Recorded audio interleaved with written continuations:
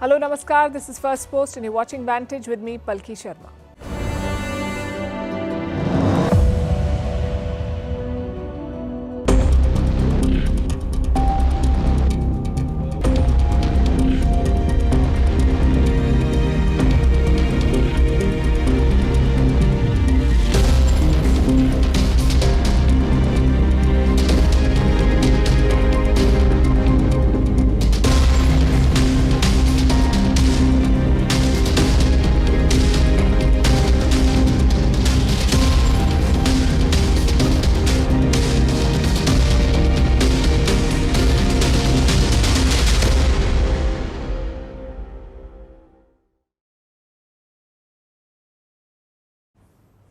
We are a week away from Election Day in the United States. As they say, it's the home stretch, the last chance to make your case.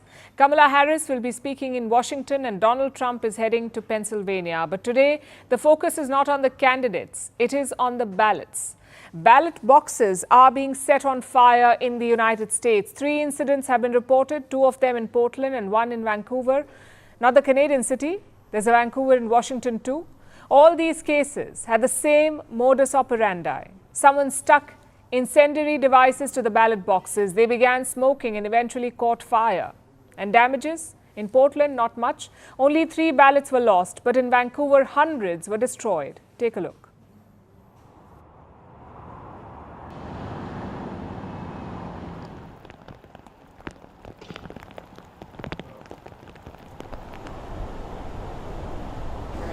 Let me know what to say. I can't.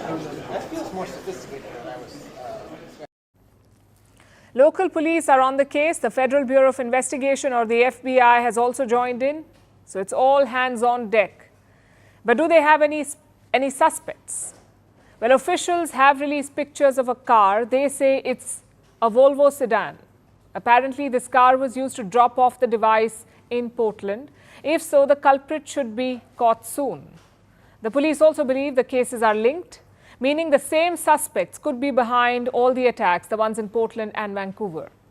There was enough evidence collected at all 3 scenes that lead us to believe that all 3 incidents are connected, and we cannot get into more detail. Some background now. Voting in the US does not start on November 5th. It ends on November 5th. Millions of Americans have already cast their vote. How?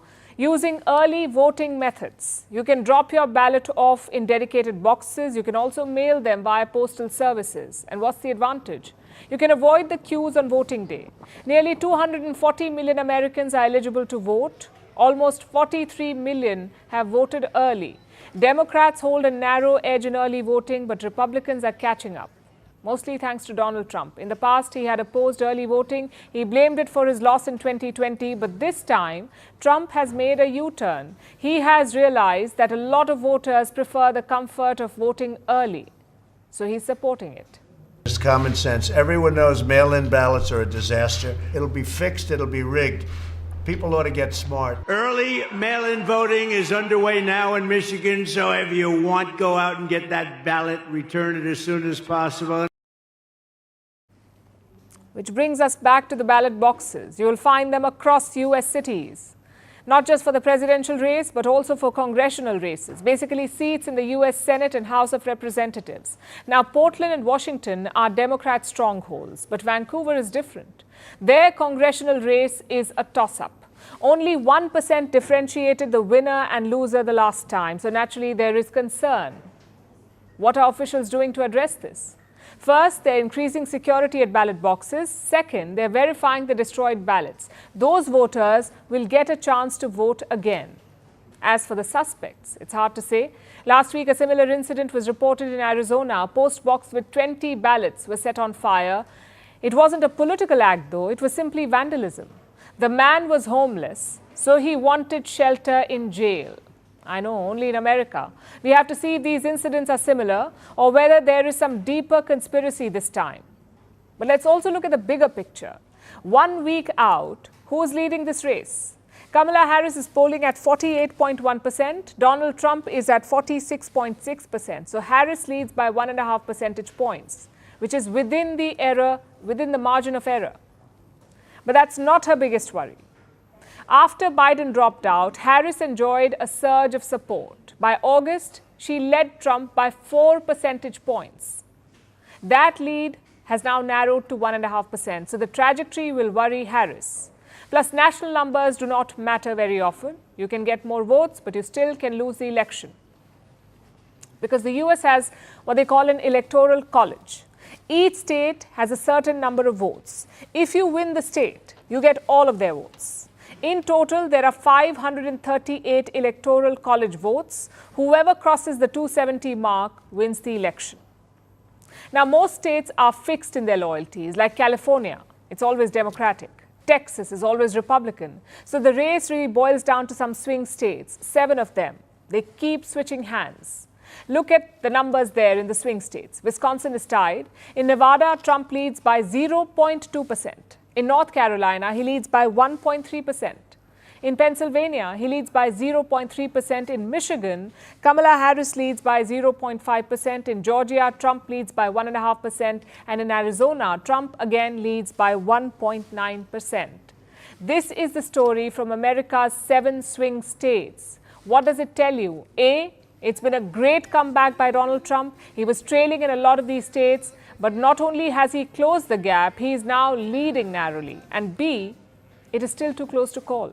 Each of these states, each of these leads is within the margin of error. So the swing states are swinging hard.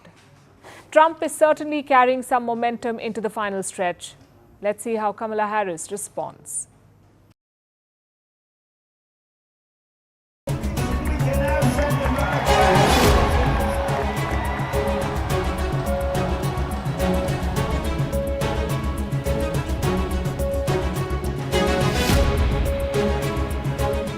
As you can see,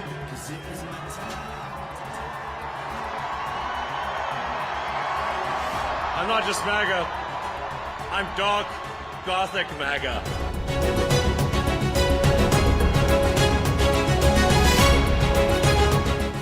Take over, Elon. Just take it.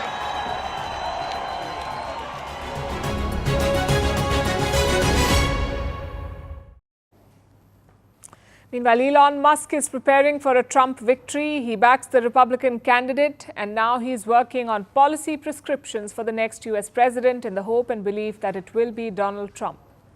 Now, Musk, as you know, is a billionaire entrepreneur, the man who chases big ideas like electric cars and rockets. Well, he's got a new one now. Elon Musk wants to tackle America's debt problem. He says he has a plan. He can reduce America's expenses by $2 trillion. Listen to this. You're being taxed. All government spending is taxation.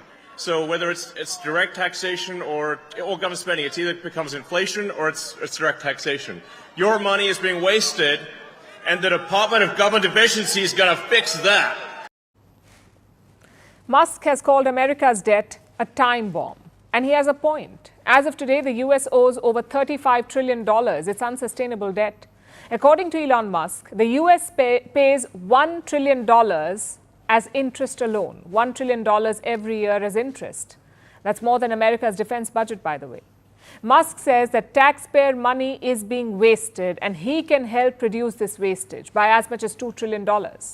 Now, a quick reminder, Elon Musk is not on the ballot in this election. He's not on the ticket. He's not even contesting for a seat in the US Congress. Yet, he's sounding more and more like a candidate in the election.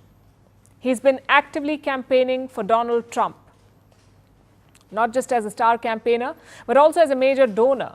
Musk has poured in millions into Trump's campaign, more than $100 million to be precise. He's been giving out million-dollar checks to voters. Trump has even promised him a role in his future administration. And we're going to bring Elon in.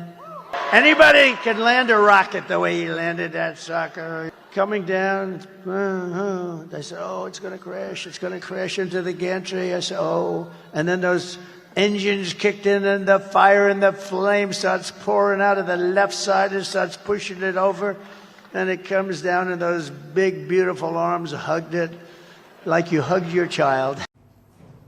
He's entertaining. Clearly, Trump is impressed by SpaceX and Elon Musk. Perhaps he's hoping that Musk can use some of that rocket science to make America's debt disappear. And Elon Musk seems eager to take on the challenge. Earlier, he'd proposed a government efficiency commission, a body to rein in government spending, a government efficiency commission. This is just a proposal. No such commission exists at the moment, but Musk is acting like he's already in charge of it. So what is his big plan? How will he contain America's debt? Well, that he's yet to share. The specifics are missing from his pitch, but he keeps talking about it at Trump's rallies and amplifying his claims on X, the social media platform that he acquired. In fact, his recent posts focus almost entirely on the election, with Republican content and conspiracy theories. X has become Elon Musk's mouthpiece since he acquired it, and he's using this platform to rally more support for Trump. Basically, Elon Musk is a booster for Trump. He's betting big on the former president. Beyond social media amplification and personal donations, Musk is also building grassroots support for Trump. He has created a fund called America PAC, PAC. It stands for Political Action Committee. These are commonly used to funnel money into election campaigns. Musk has gathered lawyers, PR professionals, and political pundits. His team is working closely with the Trump campaign. They're trying to mobilize voters by canvassing battleground states. The goal is to bring at least 800,000 Americans to vote for Trump. So Musk is going all out in backing Donald Trump. And this is not just about his political preferences. This is also a business decision. This election is an investment for him. He wants an ally in the White House, and Donald Trump fits the bill. Trump's policies align with Musk's priorities: fewer regulation, less government interference, and most importantly, tariffs on Chinese companies. Elon Musk finds the Democrats weak on this front. Throughout Biden's tenure, Musk had multiple spats with the president. In recent days, in fact, Biden and the Democrats have been slamming him. Biden called Elon Musk an illegal worker. And here's what he's talking about. There's a backstory here. Musk was born in South Africa. In the 1990s, he came to the US on a student visa, but he ended up dropping out of the course. Reports say he was working illegally in the United States. Later, he transitioned to a work visa and finally became a citizen of the US a decade later. Now, Musk has denied all these allegations. He says the Democrats are just getting desperate. And this battle is only going to heat up as we inch closer to the election. The Democrats may not like Elon Musk, but they cannot afford to ignore him. In an election as close as this one, he could prove to be the difference between victory and defeat.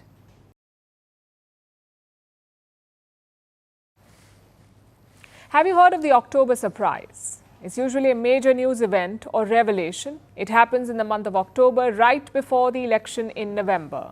And this event has the potential to shape the polls, to influence the voters. It has the potential. Now, October surprises are not new.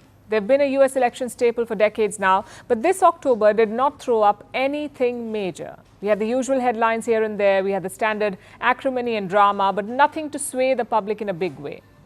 That may have changed this Sunday.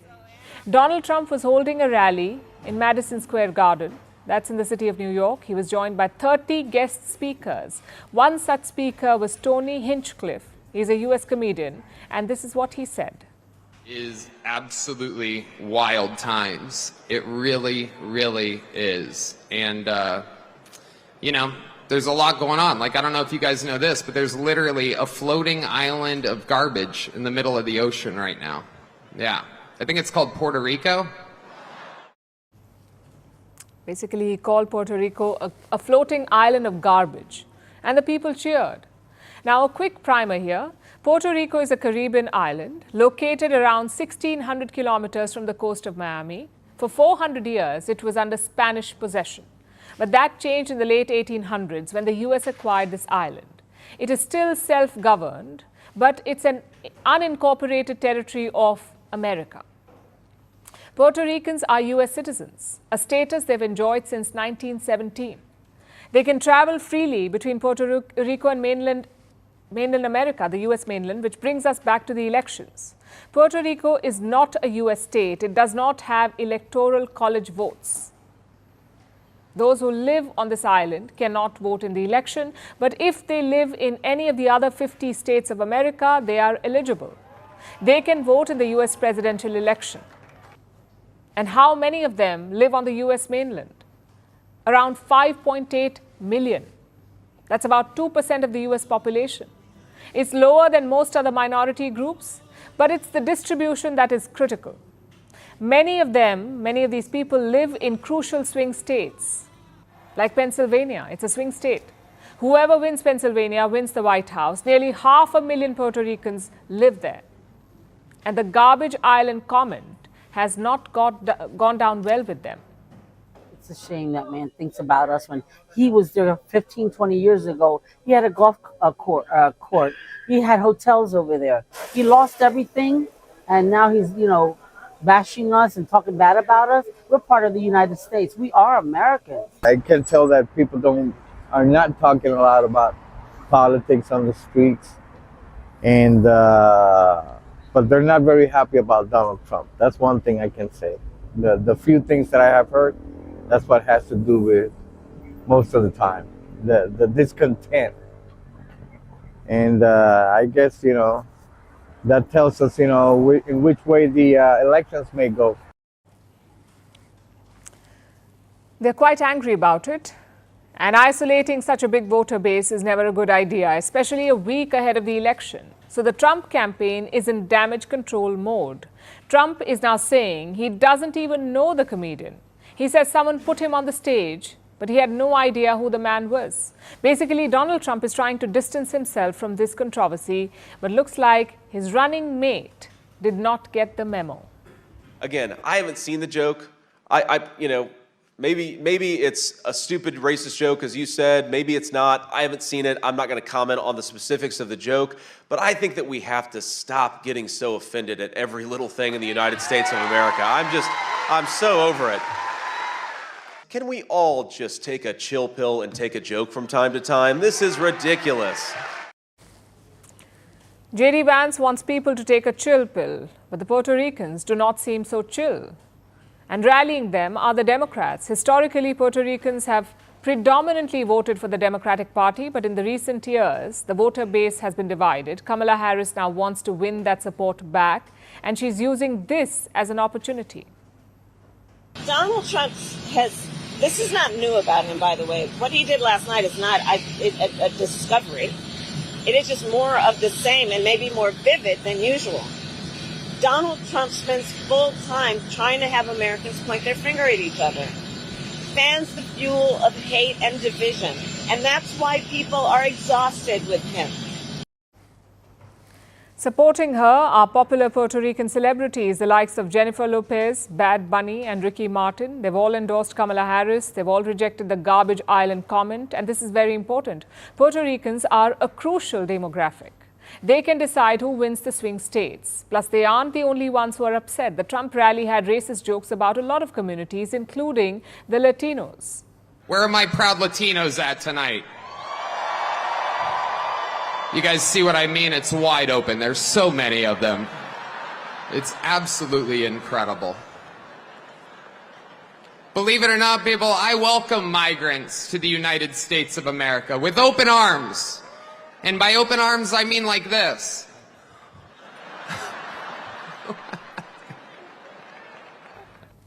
The Hispanics make up for 19% of the U.S. population. It's a very big voter base. Traditionally, they supported Democrats, but over the years, some have been moving to the Republican Party. Such comments could reverse the trend. At least the Democrats hope they will.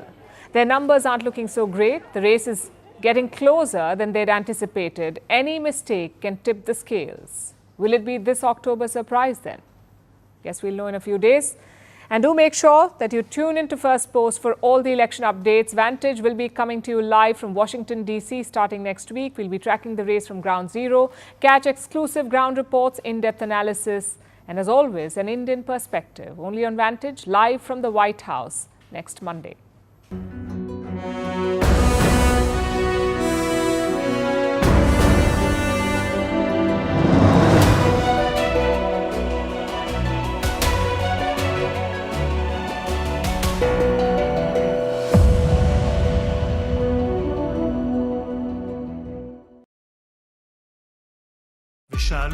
אותנו. אם כך מצביעים בקריאה השלישית לאחר שהוסרו כל ההסתייגויות.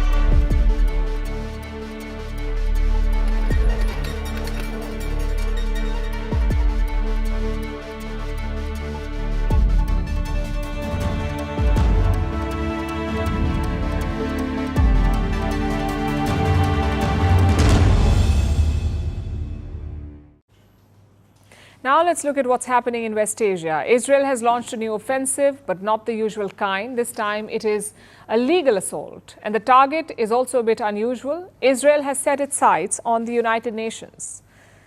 One UN body in particular, the United Nations Relief and Works Agency for Palestinian Refugees in the Near East, usually shortened to UNRWA.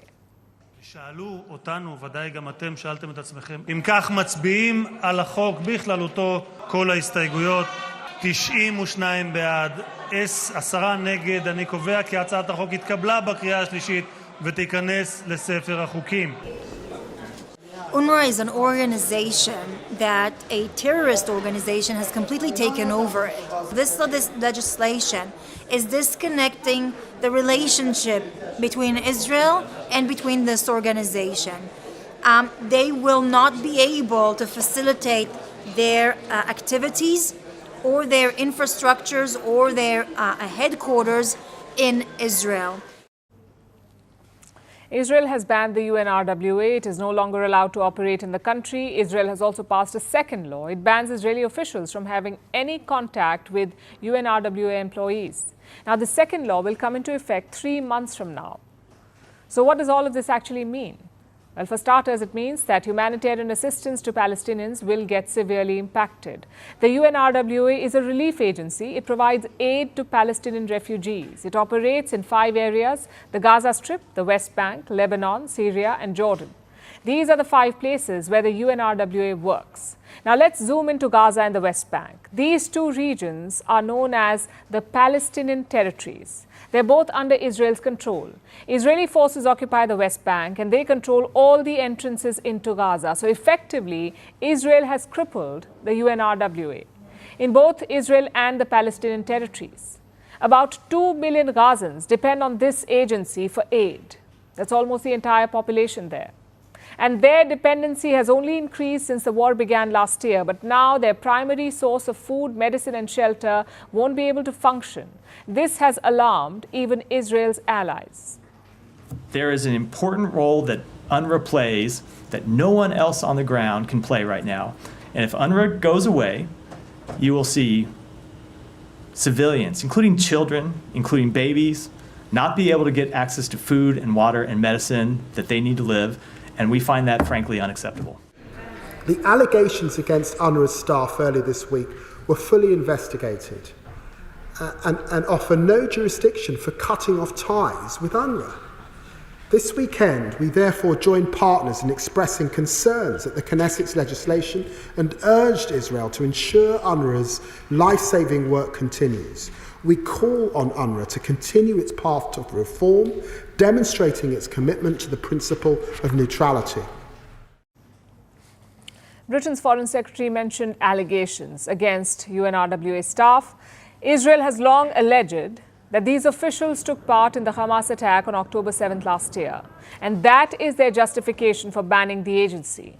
Israel named 9 people who took part in the attack, and the UN agency fired them. Investigations are still on. Meanwhile, 2 Hamas commanders were also found to have been UNRWA members. The agency itself has confirmed this. Does that mean that Israel is right in banning it? Well, this United Nations agency employs around 30,000 people. About 13,000 of them, 13,000, are in Gaza.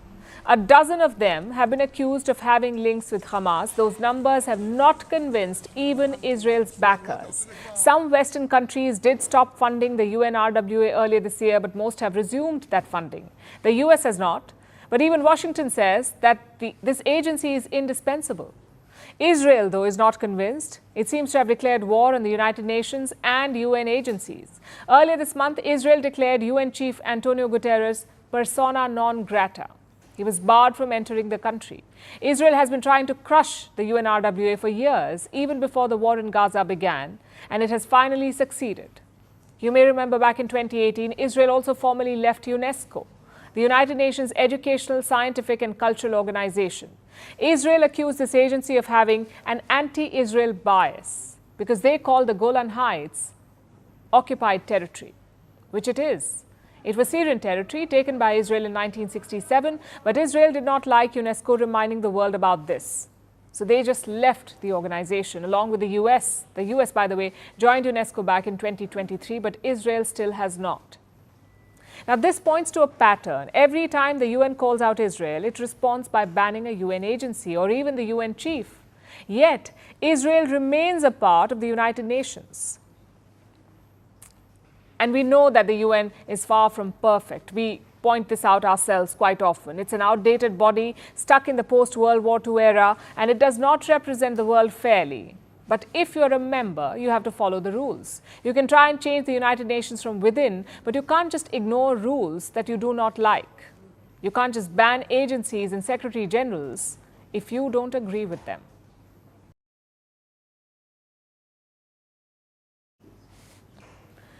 Now let's talk about drones. They're revolutionizing modern-day warfare. They're changing the way wars are fought, which means we need technology to take them down.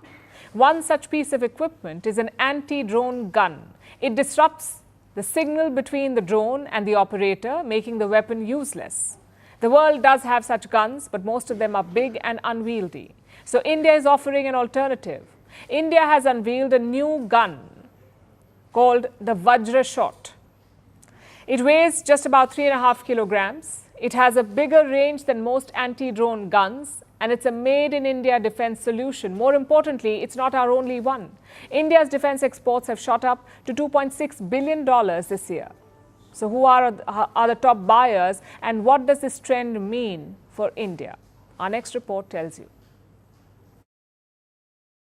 This is the Vajra shot. It's a handheld anti-drone gun. It weighs just 3.5 kilograms, and it's also portable. It has a simple LED display with a battery that lasts for 9 hours. So, what does this gun do? Well, the Vajra shot can detect drone signals, and then it can jam them. That way, communication between the drone and its operators is disrupted.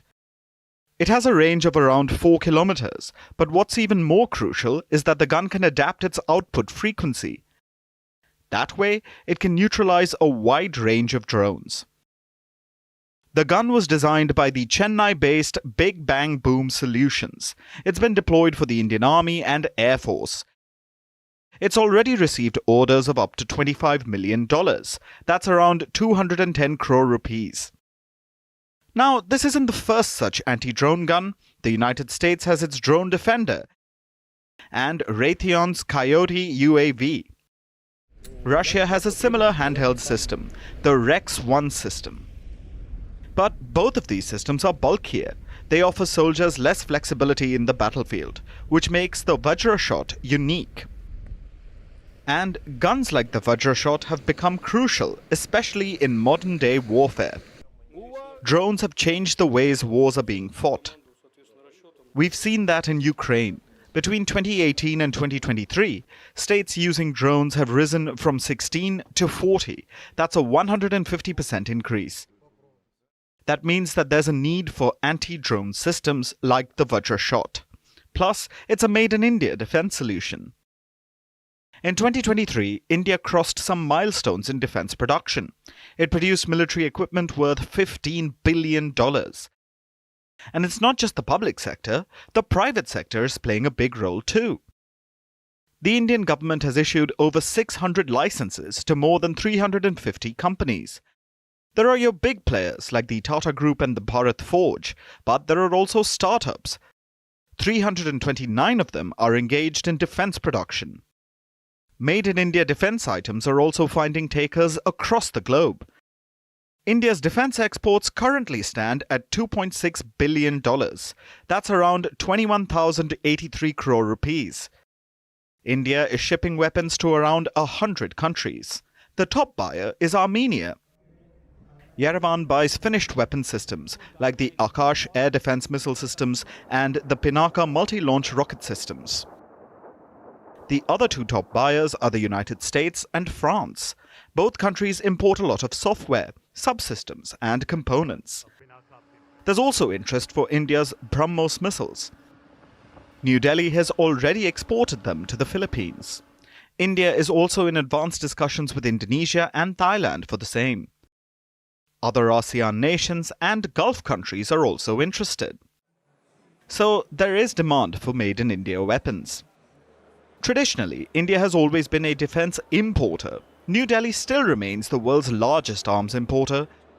It accounts for 9.8% of the total global arms imports. But investing in weapons like the Vajra shot shows that India is changing its defense strategy by becoming self-reliant and exporting to the world.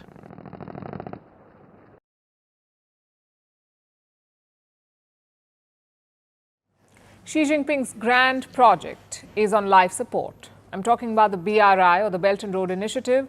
Another country has refused to sign up for it, and that too a fellow BRICS partner, Brazil.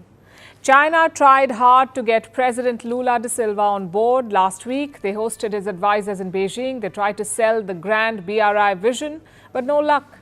Brazil wants to keep its options open. It is okay with Chinese investments, but not binding agreements like the BRI. Listen to the President Lula's advisor.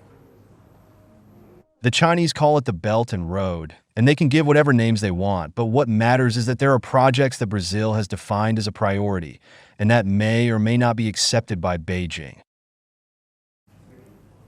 It is a big setback for China because Brazil would have been a great addition. The biggest economy in South America, a country of more than 200 million people, a fellow BRICS member, and located right in the middle of America's backyard.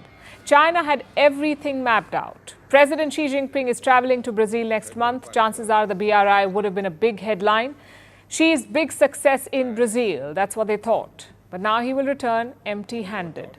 It's quite a U-turn for Lula too. Earlier this year, he was open to the idea of joining BRI. Chinese state media was thrilled about it. They wrote puff pieces about Lula's visionary policy. So what changed? Well, mainly two things. One, he was under pressure from the US. Last week, Joe Biden's trade representative visited Brazil. Her name is Catherine Tai. She cautioned Lula against joining BRI. She said Brazil should weigh the risks of such a decision. Of course, China was not happy about it. They called her remarks disrespectful. Nonetheless, they worked. Secondly, the BRI is not what it used to be. It started off with a bang in the last decade. More than $1 trillion invested, dozens of projects completed. It seemed like everyone wanted to sign up. But slowly, the true picture emerged. Most of the BRI deals were mired in secrecy. The projects turned into corruption scandals and the loans became a burden. When countries failed to repay, Beijing took its pound of flesh, like the Hambantota port in Sri Lanka. So the initial excitement disappeared. And the numbers reflect that. 35% of the BRI projects ended in controversy, like corruption or labor violations. More than 200 projects led to unsustainable debt. Even China realizes this. Look at their lending to Africa. In 2022, China gave less than $2 billion to Africa, their lowest in 10 years. So clearly the BRI is not paying off. Plus, China's economy is struggling. To give loans abroad, you need a strong domestic base. China does not have that anymore. It is also no longer the fastest growing major economy. All of this would have influenced Lula's decision. A, he doesn't want to antagonize the US, and B, he doesn't see any major benefits from the BRI. In many ways, this vindicates India's position. New Delhi never joined the BRI. We have constantly questioned China's intentions, whether it's on saddling countries with debt or undermining their sovereignty or the feasibility of these projects. And looks like the world is catching up. Last year, Italy decided to leave the BRI. Italy was the only G7 member to join China's project, but they had nothing to show for it. I guess Brazil does not want to repeat that mistake. The question then is, where does that leave the Belt and Road? In a spot of bother. The project is not dead by any means. They still have hundreds of active investments and loans, but the momentum is gone. Brazil's entry could have rejuvenated the BRI, but their refusal will have the opposite effect. It will add to the gloom around it. And it's not like China can throw money at the problem because their economy cannot bankroll it anymore. Politically, it's also a setback to China's goals in Latin America. This region is seen as America's backyard. But China has been trying to make inroads here, and sometimes with success. China is the biggest trading partner for many South American nations like Brazil, Peru, and Chile. They've also invested heavily in the region. But Brazil's decision shows that there is a long way to go. The US writ may have weakened there, but it has not disappeared.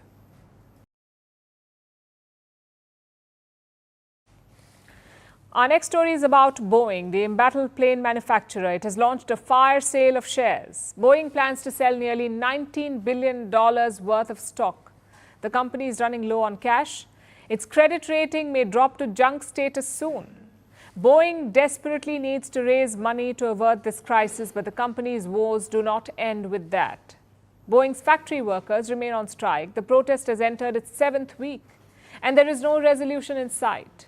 Our next report tells you more. A faulty product, poor management, and repeated compromises on passenger safety. Boeing made all the mistakes a plane manufacturer shouldn't. 2 of its planes fell out of the sky. This year, a panel blew off one of its planes mid-air. 1, ignition. Even America's space agency, NASA, faced issues with Boeing. Boeing's Starliner aircraft left 2 astronauts stranded in orbit. So it was only a matter of time before these problems hit Boeing's bottom line.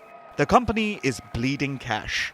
Credit ratings agencies may downgrade Boeing to junk status. So, Boeing is orchestrating a sale of its shares. The plan is to offer $19 billion worth of company stock to the public and raise money to boost the company coffers. Boeing is weighing other options too, like selling off the troubled Starlink program. Boeing's new CEO, Kelly Ortberg, has admitted that the company is at a crossroads and needs fundamental changes to survive. Ortberg has been CEO for barely 2 months, but he clearly walked into a storm. Some of Boeing's biggest customers are unhappy. The likes of American and Southwest Airlines. Both carriers have sent the same message to Boeing: pull up your socks and start doing better. These airlines want Boeing to deliver new planes quickly. On that front as well, Boeing remains in a challenging position. The factories, which are supposed to produce the new planes, remain shut. For the past 7 weeks, workers have been on strike. They want their retirement benefits reinstated. Earlier, the workers used to get a guaranteed sum as pension. This month, Boeing offered to raise their pay by almost 40%, but it refused to restore pensions. The workers rejected the new employment contract. You know, this wasn't enough for our members. There is a big gap that we couldn't reach, especially when it's been 16 years since we've had a chance to bargain every area of our contract. And trying to make all that up in one is very hard to do, but our members deserve more. They've spoken loudly, and we're going to go back to the table to try to achieve those things. Negotiations have hit a deadlock. As long as the workers remain on strike, Boeing will continue losing money. In the last quarter alone, Boeing reported over $6 billion in losses. Its production lines are silent. No new planes are being built, and workers remain off the job. But Boeing's biggest challenge is the lack of trust from all sides. It must restore confidence among employees, customers, and stakeholders if it hopes to recover. France and Morocco are making headlines. The 2 countries haven't been on the best of terms. Tensions have been running high for years, but France made a breakthrough this week. French President Emmanuel Macron is in Morocco for a 3-day visit. It seems that he has successfully repaired ties and signed deals worth over $10 billion to boot. This is definitely a success for Macron, which is rare these days, especially when it comes to Africa. So let's take a closer look at the situation and see what this means for both nations. We'll start with some background. Morocco is a country in Africa, in North Africa, on the Mediterranean coast, and France is, well, France. So, of course, the French colonized Morocco in the past. France made the kingdom a protectorate and ruled it between 1912 and 1956. Morocco gained independence in 1956, but of course France had a post-colonial hangover. It went fine for a few decades, but in 2021 ties hit a new low. That's when Paris tried to strong-arm Rabat. Rabat is the capital of Morocco. France wanted Morocco to start taking back illegal immigrants, so they drastically reduced the visas issued to Moroccan people. It was a pressure tactic. But Morocco wasn't having any of that. The kingdom suspended consular relations with France. That was strike one. Strike two came later that same year. In 2021, there was a flare-up in the Western Sahara conflict. The Western Sahara region is disputed territory. Morocco controls about 70% of the region. The remaining 30% is controlled by an indigenous armed group. It is called the Polisario Front. This group is backed by Algeria, another North African nation, and another former colony of France. So France was caught in the middle of a diplomatic tussle between Algeria and Morocco, two former colonies. And it chose to back Algeria at the time. That was strike two as far as Morocco was concerned. Strike three came in 2023. The European Union Parliament voted on a resolution targeting Morocco. They accused Rabat of intimidating and harassing journalists and activists. The day the EU Parliament voted on this resolution, Morocco terminated the duties of its ambassador to France. That was strike three. But ever since then, Macron has been trying to repair the relationship. In 2023 itself, he said that he was determined to move forward, and he made his big move earlier this year in the month of July when he changed his stance on the Western Sahara conflict. Macron decided to back Morocco instead of Algeria in this conflict. And this was his trump card. It set the stage for his current visit. Even today, Macron reiterated his support for Morocco. I am thinking, of course, first and foremost, of the Western Sahara, on which I wished, on behalf of France, to clarify my vision when I spoke to His Majesty, King Mohammed VI, on July 30th last. And I reaffirm it here before you. For France, the present and future of this territory fall within the framework of Moroccan sovereignty. The move has had its intended effect. Moroccan media is calling Macron's visit a warm reunion and a new honeymoon for the two countries. Those are the terms they used. Yesterday, Macron got the red carpet treatment when he arrived in Rabat. Morocco's King Mohammed IV greeted Macron in person at the airport, and then the two countries signed a host of lucrative deals, a total of 22 agreements worth about 10 billion euros, which is more than 10 billion US dollars. One of the deals that stands out is a railway agreement. Morocco will purchase 12 high-speed railway carriages from the French company Alstom. It has the option to buy 6 more in the future. France has also signed multiple renewable energy deals with Morocco, including one where Total Energies will produce green hydrogen in the country. These deals mark a major victory for Macron, especially in Africa. Over the years, France has been losing its influence on the continent. So this will be a welcome reset for Paris. But it's just the first step. France needs to do a lot more of it if it wants to rebuild its influence in Africa.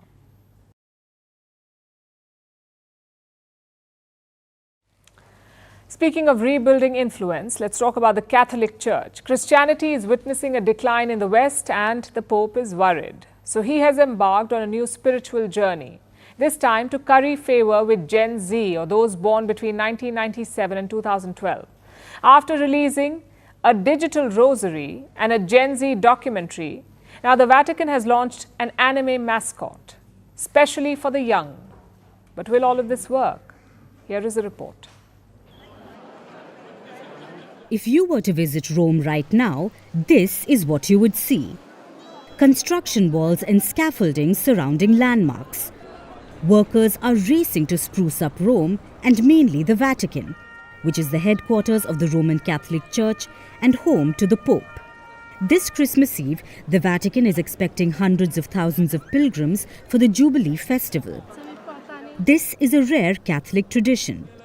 It's celebrated every 25 years. And amid the preparation, Luce has become the top priority. Wearing an outfit that represents the Vatican flag, with a bright yellow jacket, muddied boots and a rosary. This is the Vatican's official mascot for the Jubilee. Luce, which translates to light from Italian, has been designed by a Japanese-inspired lifestyle brand in Italy. It looks a lot like an anime character. And this is on purpose, because, believe it or not, the Vatican wants to curry favor with Gen Z, or those born between 1997 and 2012. According to the Vatican's chief organizer of the Jubilee, the doll is inspired by the Church's desire to live even within the pop culture so beloved by our youth. What a boomer way to put it. But we get the sentiment. For years, the Church has warned that Christianity is dying in the West. In Europe, mammoth Gothic cathedrals have empty pews. Shuttered church buildings are increasingly being converted into nightclubs and skate parks. Europe's Christian population is expected to drop by about 100 million people, falling from 553 million in 2010 to 454 million in 2050. And experts say that the American church is poised to follow. US church membership has fallen below 50%. About 64% Americans call themselves Christian today. It may sound like a lot, but 50 years ago, that number stood at 90%. It's expected that by 2070, Christians may no longer form the majority in the United States. But now, Christianity wants to re-establish its dominance. And how else but by bringing young people into the fold? An important part of this is what's being called the yassification of Pope. Ever since the Pope's AI-generated street-style images went viral. But beyond that, 87-year-old Pope Francis has become trendy with the youth. The Pope has repeatedly said he wants to hear the doubts and criticisms of young people. Last year, he made a Disney documentary about it, where he talked to Gen Z about the Church's stance on queer issues, abortion, clergy abuse, and feminism. In the past year, the Pope has also approved blessings for same-sex couples. He's called for greater roles for women in the Church, been outspoken on climate change and artificial intelligence. Plus, he has launched an e-rosary for Gen Z, which is an app-driven digital rosary. Now, critical issues aside, apps are like candy for Gen Z, and the Pope knows it. But will these steps attract the young? So far, Gen Z has remained on the fence. While the Pope may sometimes strike the right chord, Gen Z thinks it's sus. So there's still a long way to go. Amid greater calls for gender equality in the Church, inclusion of LGBTQ people, and a cascade of sex abuse scandals, the Vatican needs much more than an anime mascot cheering it on to win over Gen Z.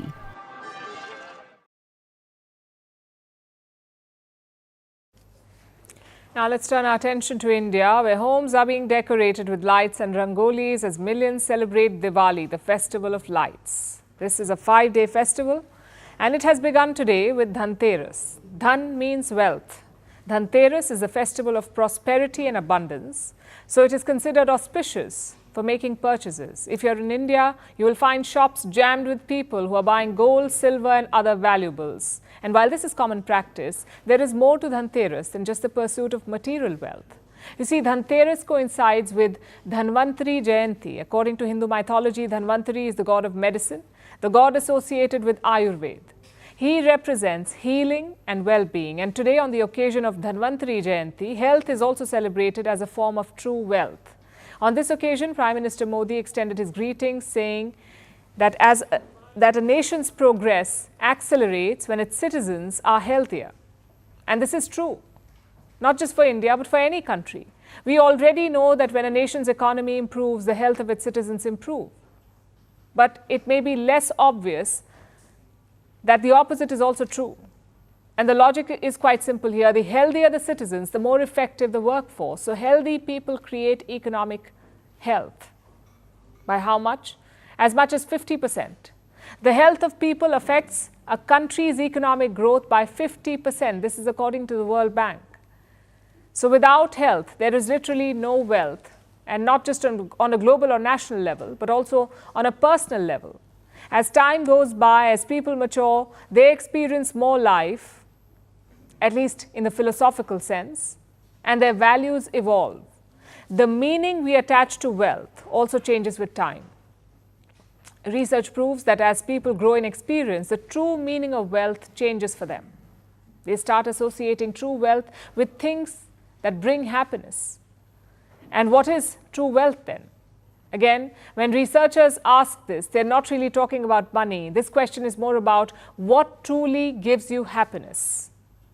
And the answer could be money. After all, money increases life satisfaction. But money is just a means to an end, a fulfilling life, which is manifested in many ways, like spending time in nature. For many, that is true wealth. Or having a strong community, asking for help and helping others, that is wealth. Prioritizing our relationships, eating well, taking care of our bodies, that is true wealth. These are unrelated things that bring us fulfillment in life. But do you know what unites them? Unsurprisingly, all of them improve our health. Be it taking walks in nature or helping others or having strong relationships, all of these are crucial for good health, which explains why being healthy gives people more happiness than doubling their salary, for instance. And while this is logical, with enough data to prove it, many of us do not do the obvious things that can make us healthy. Sometimes a shock to our system helps us notice all of this. For instance, after the pandemic, 66% of the world population is paying more attention to their health. 40% people are apparently managing their well-being better by saving money for a rainy day, eating well, and exercising regularly. But we don't need a crisis to prioritize our health. So this week, amid the festivities, let's recommit to healthy habits and make choices, financial and otherwise, life choices that help rather than hurt us. After all, care is investment. Without investment, there is no health, and without health, there is no wealth.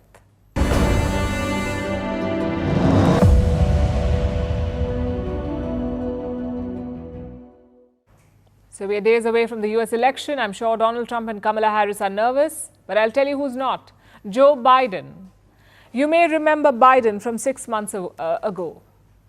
The Biden who was stumbling around, falling on stage, barely able to deliver a coherent sentence. But that was before his own party toppled him. Talk about a role reversal.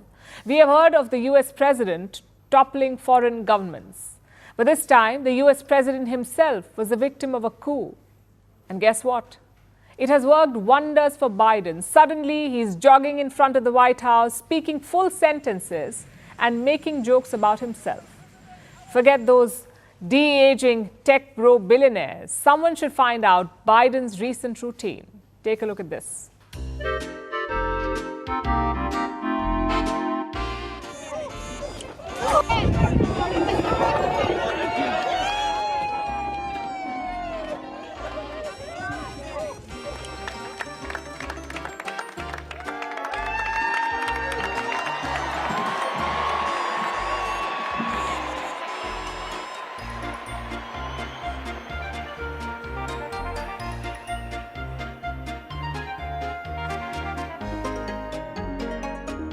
We finally beat Medicare. Thank you.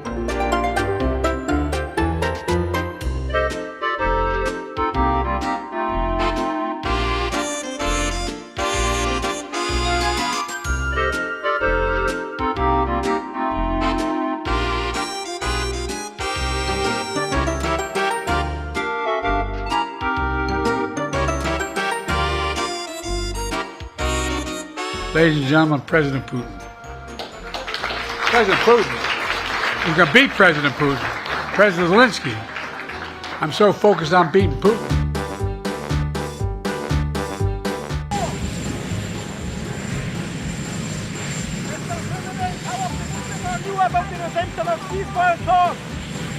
I'm heading to do something that should have been done a long time ago.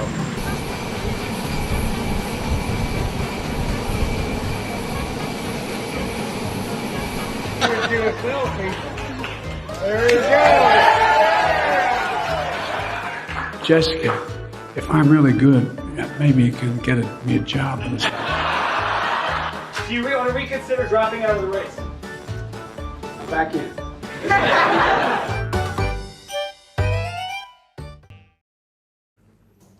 And now it's time for Vantage Shots, images that tell the story. US President Joe Biden celebrates Diwali in the White House, with astronaut Sunita Williams sending a special message from space. Spanish Prime Minister Pedro Sanchez marks Diwali in Mumbai by lighting some firecrackers, and thousands pack London's Trafalgar Square to celebrate the Festival of Lights.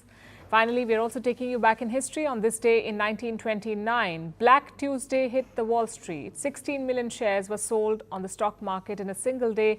$14 billion were wiped out, impacting thousands of investors. This stock market crash triggered the Great Depression. We're leaving you on that note. Thank you for watching. We will see you tomorrow.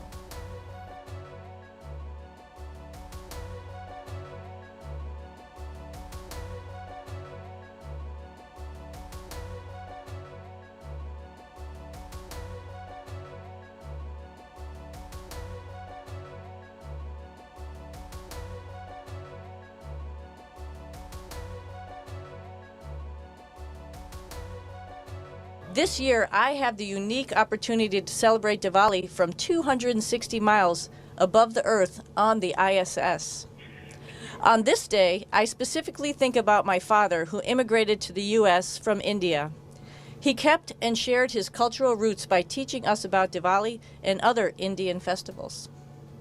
Diwali is a time of joy as goodness in the world prevails.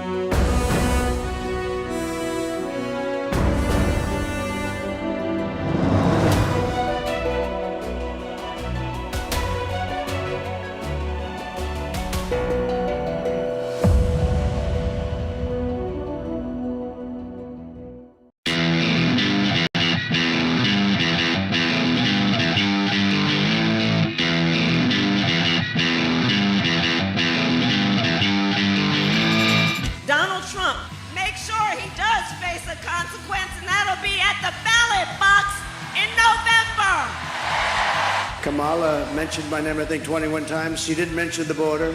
She didn't mention inflation. She didn't mention anything but my name over and over and over again. The countdown to the 5th of November is on, with Kamala Harris and Donald Trump vying for the Oval Office. So, who will become America's next president? While around 240 million people will vote to pick the United States' 47th Commander-in-Chief, a relatively small number of them are likely to settle this pivotal question. A handful of the 50 states could hold the key to the White House. These are called the swing states.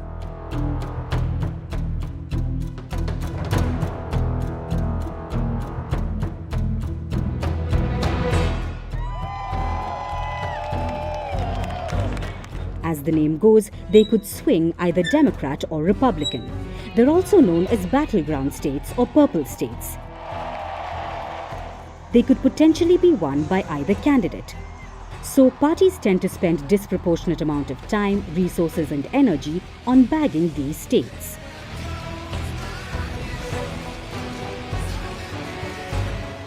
One way to identify swing states is political realignment, and the other is tight margins in races. In 2020, the states that voted for current President Joe Biden, who's a Democrat, but chose former Republican President Donald Trump in 2016, have been highlighted as swing states.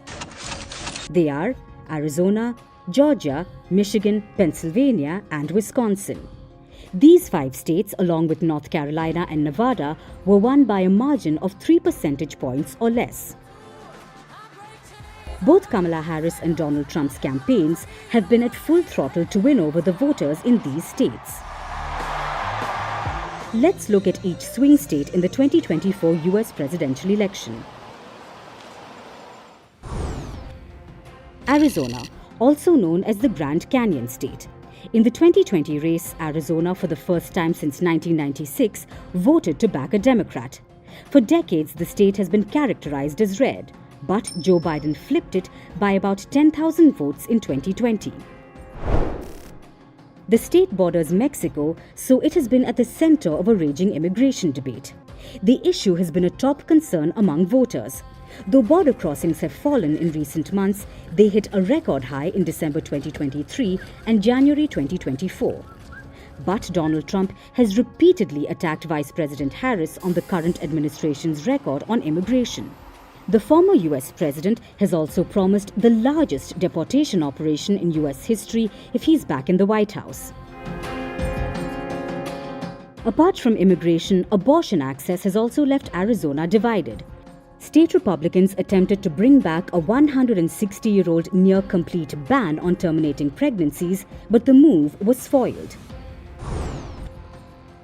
Next up is Georgia, the Peach State. It's a critical battleground state for both leaders as they struggle to gain the voters' attention. In 2020, Joe Biden flipped the state, which was held by the Republicans since 1996. Biden won the state by a 0.2% margin. Though the margin was too little to call it a decisive win, it was key to Biden's path to the presidency. It was here in Georgia's Fulton County where Donald Trump was accused of election interference, landing him in one of his 4 criminal prosecutions. Trump and 18 others have been accused of conspiring to overturn the narrow defeat in the state. He, however, denies any wrongdoing. A third of Georgia's population is African American. The state has one of the country's largest proportions of black residents. Analysts say this demographic was pivotal in Joe Biden flipping the state in the last election. Moving now to Michigan, the Great Lakes state. It has picked the winning presidential candidate in the last 2 elections. Michigan had been reliably blue since 1992 after voting exclusively Republican in the 1970s and 80s. But in 2016, it turned into a major battleground after Trump won there by less than 11,000 votes.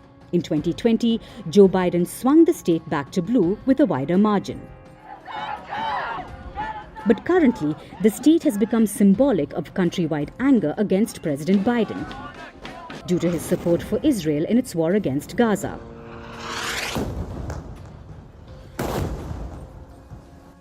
During the Michigan Democratic primary contest in February, when Joe Biden was still running for a second term in office, over 100,000 voters chose uncommitted on their ballots. Kamala Harris has taken a slightly tougher stance on Israel. But whether it will be enough to change the voters' minds, well, we'll find out in November. Next is Nevada. The Silver State has been a more traditional example of a swing state. In the last 4 elections, the state voted blue. But Nevada voted Republican from the 1960s through the early 2000s. The only exception was Bill Clinton, who won the state in 1992 and again in 96. Experts say there are signs of a possible return to its Republican roots. Both Kamala Harris and Donald Trump are hoping to win the state's sizable Latino population.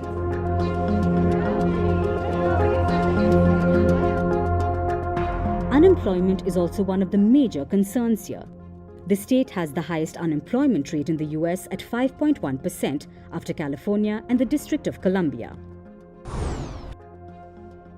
Then there's North Carolina, the Tar Heel state of the old North State. Since 1980, it has voted Republican in every single election except 2008, choosing Barack Obama. In recent presidential contests, the victory margins have been razor thin. In 2020, the victory margin in North Carolina was just 1.3%. Poll pundits say it will be a toss-up in November, since the race is extremely tight with no clear winner. The 6th on the list of swing states is Pennsylvania. With 19 electoral votes, it's the most important swing state this November. the Keystone State clinched the presidency for Joe Biden in 2020. The big question is, can Kamala Harris keep it blue? Both sides have campaigned hard in the state. Donald Trump even survived an assassination attempt here after a bullet dodged past him and hurt his ear.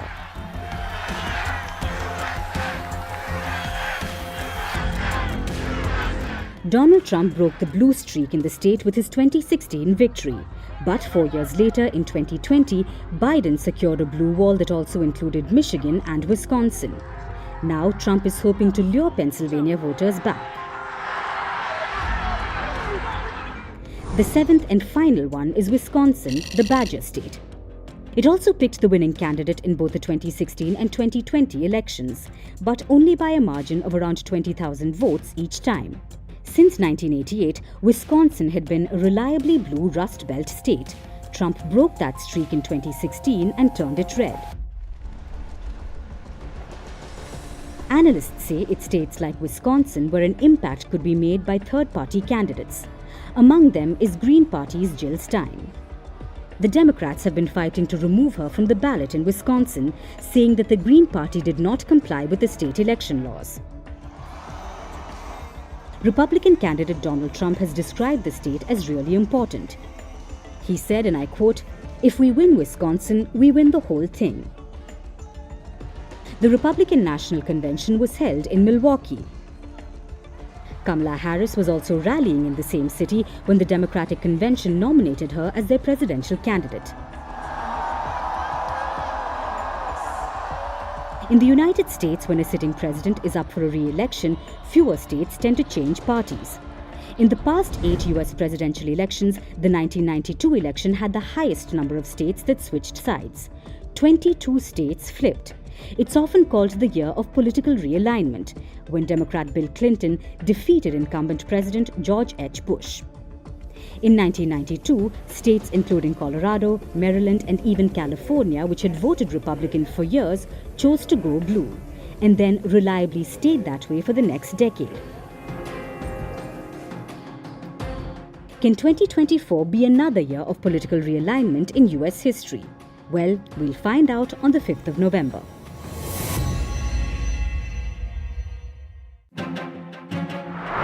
On the 5th of November, millions of voters in the United States will cast their ballot to elect their next president. However, there's a catch. The world's oldest democracy does not hold elections which can be considered as the easiest to understand. In fact, the American voting system is quite complicated.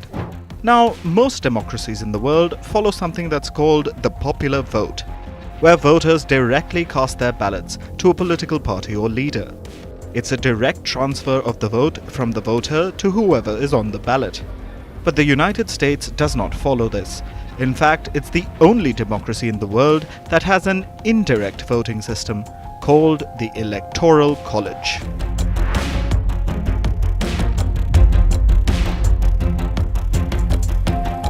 Simply put, the Electoral College is a process of voting. It's not really a college.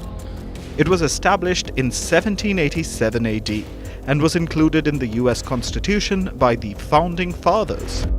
The Electoral College is basically the selection of electors who are called delegates. On the 5th of November, when Americans will queue up to vote, they won't actually be voting for their next president. Instead, they'll actually be voting for delegates who represent their respective states, and these delegates will then vote for the president.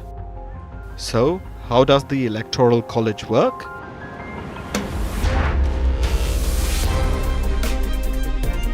The Electoral College is made up of 538 delegates. You must be wondering where the number 538 comes from. It's the number of senators and representatives from each of the 50 states. The breakdown of 538 includes exactly 100 senators, 2 from each state, and 438 representatives from the 50 states. Each state's number of representatives is based on its population. Let's take a closer look with an example. California and Texas are the two most populous states, and so they have a higher number of representatives. However, regardless of the population of the states, each of them gets 3 votes to start with. The remaining are then added depending on the population of the state. However, that does not mean that the states with a higher population enjoy more voting rights. In fact, it can be quite the opposite. Let's take the example of 2 states. The population of Texas is over 29 million. On the other hand, Alaska has a much smaller population of just above 700,000. However, each representative from Texas and Alaska roughly represents the same proportion of the population. So, as Texas gets 38 representatives in the US Congress, Alaska gets 3. And this makes voting different in Texas and Alaska, because each of the 38 delegates from Texas now represent roughly over 760,000 people. Meanwhile, each delegate from Alaska represents over 250,000 people.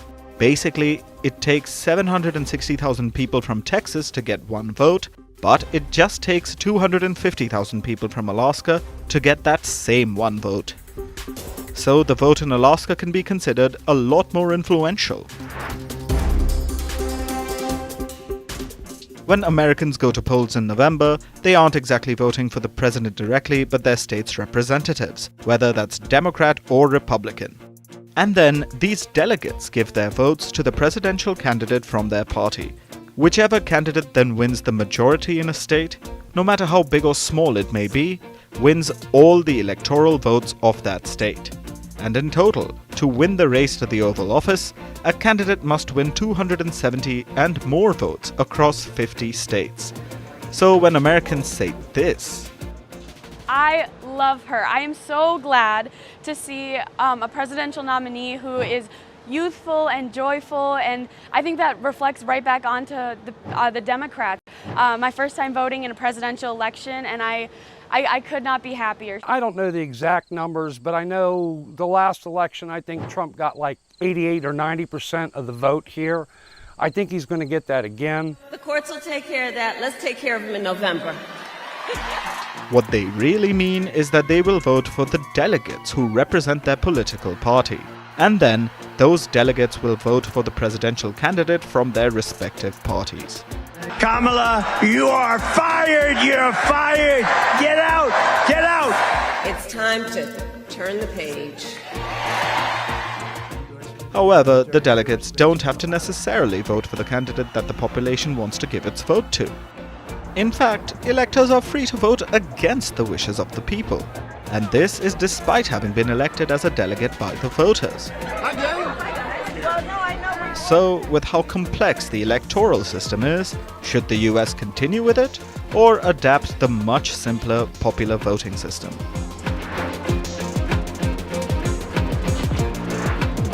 A survey from 2023 shows that a majority of Americans want to do away with the Electoral College. A Pew Research study shows that nearly 2/3 of US citizens want popular voting. Americans say that it would truly reflect the mood of the nation for who should sit in the Oval Office. That's because a presidential candidate could win the popular vote, which means that more people voted for them, but they could lose the presidential race due to the Electoral College, where the victor is decided by the number of delegates and not the votes of the people. The Pew study has some more insights on the issue. It says that Democrats are far more likely than Republicans to support moving to the popular vote. On aggregate, over 80% of Democrats say that they would like to have the popular voting system in America. In contrast, about 45% of Republicans share the same sentiments. Moving away from party ideologies and towards demographies, almost 70% of Americans under the age of 50 prefer the popular vote. On the other hand, Americans who are 65 and older want the Electoral College to continue. A very nice call from Kamala.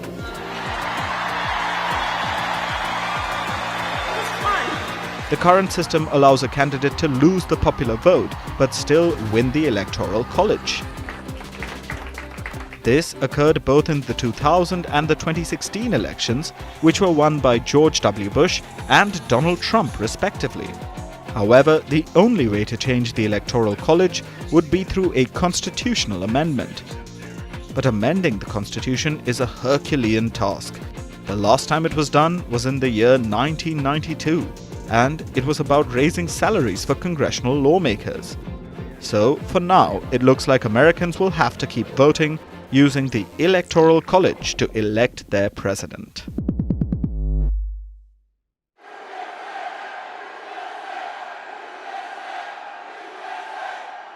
As borders are, Kamala threw open our borders and allowed 20 million illegal aliens to stampede into our country from all over the world.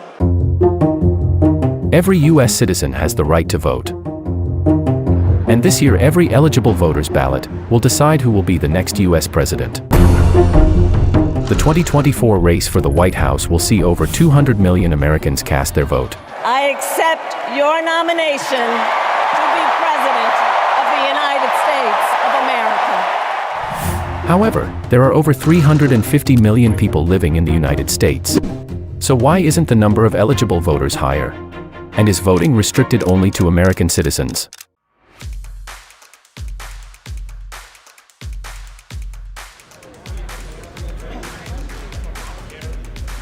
Voting is a fundamental and guaranteed right to citizens of the United States. Only they are allowed to cast their ballot to be eligible.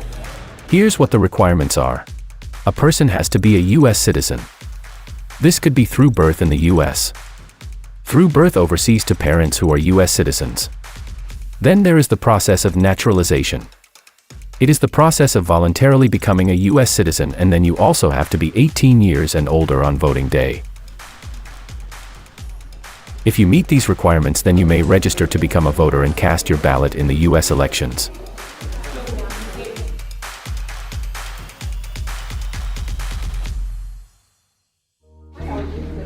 So U.S. citizens can cast their vote and pick their next president. They can also pick their governors and mayors by voting in the state and local elections. But what about those who are not U.S. citizens but are living in the country?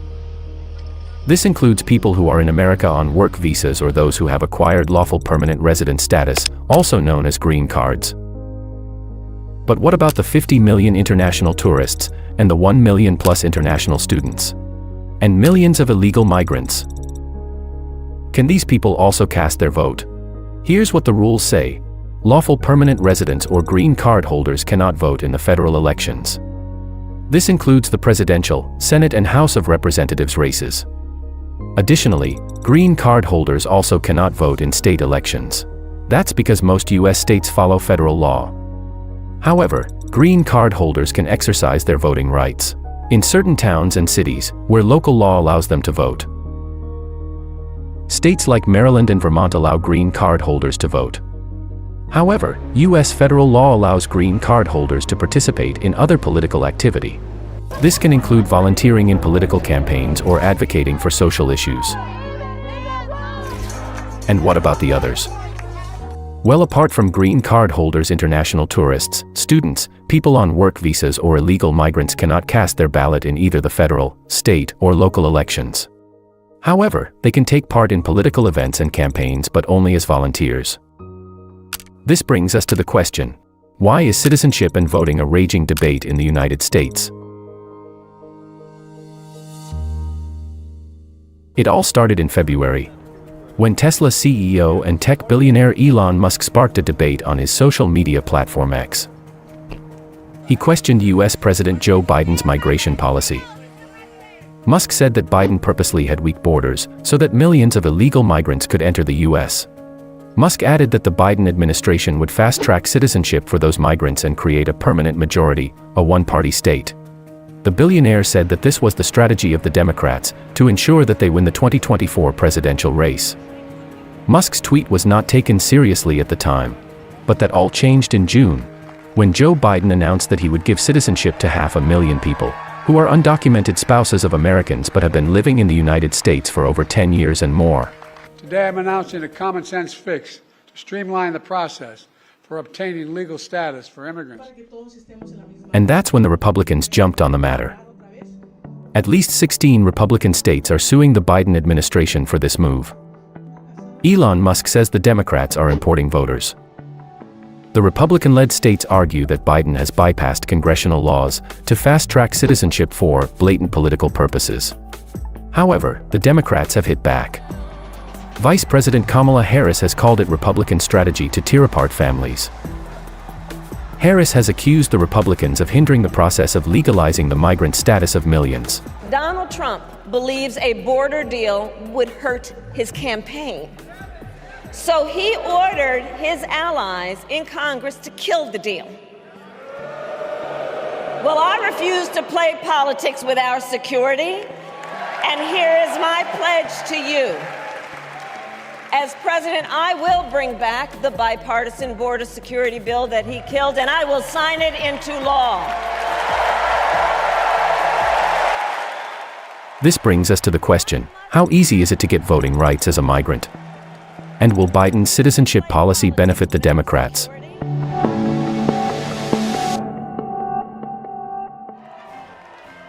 Joe Biden's citizenship eligibility program for spouses has crucial details about becoming a citizen.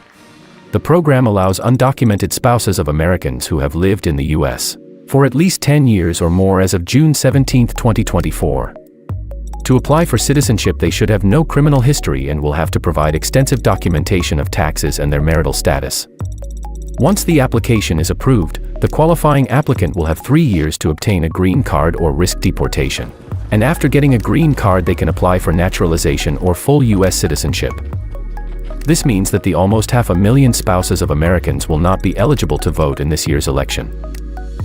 However, the Democrats are being criticized for pulling this move in an election year, which is in stark contrast to Donald Trump's proposal of mass deportations.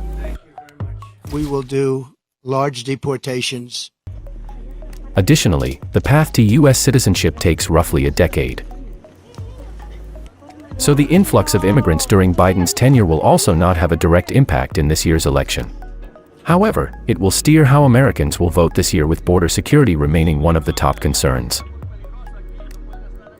Meanwhile, both Elon Musk and Donald Trump continue to claim that the Democrats are signing up illegal migrants onto voter lists, even though they have not come forward with any evidence for their claims. Additionally, there is not enough research on whether migrants who get U.S. citizenship prefer to vote for Democrats or Republicans. So the fact still remains, despite these wild claims, that only American citizens choose their president.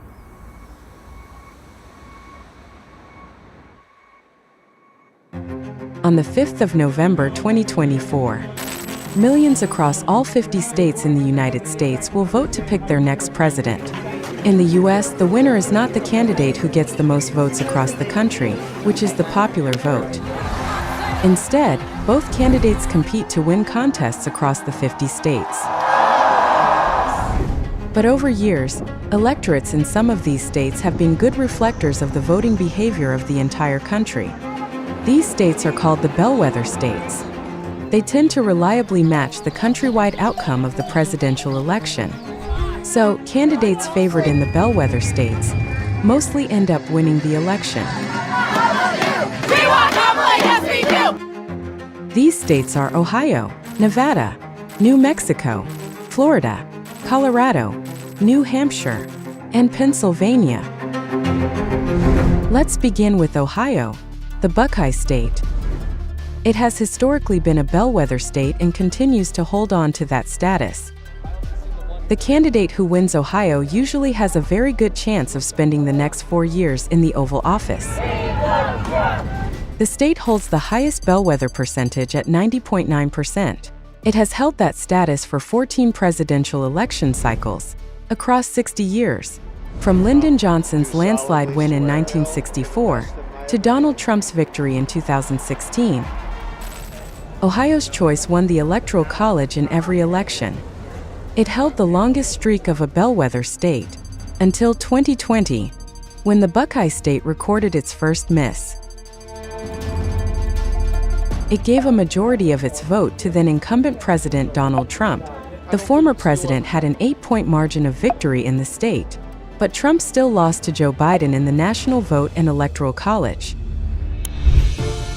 Next is Nevada, the Silver State, and the only other state of all the bellwether states to compete with Ohio's record. Nevada shares the bellwether percentage with Ohio at 90.9%. Since 1976, Democratic and Republican candidates have won Nevada 6 times each, And the winner in Nevada has gone to the White House in 10 of the last 12 elections.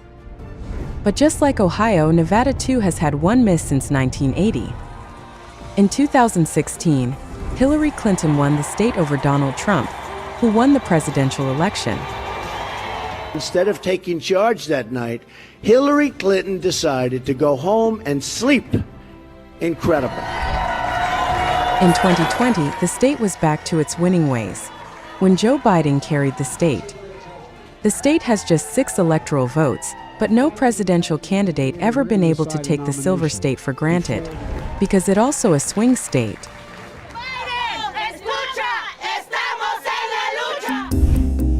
The third is New Mexico. It has a bellwether percentage of 81.8%. Since the 1980s, it has only gone wrong twice in calling the election.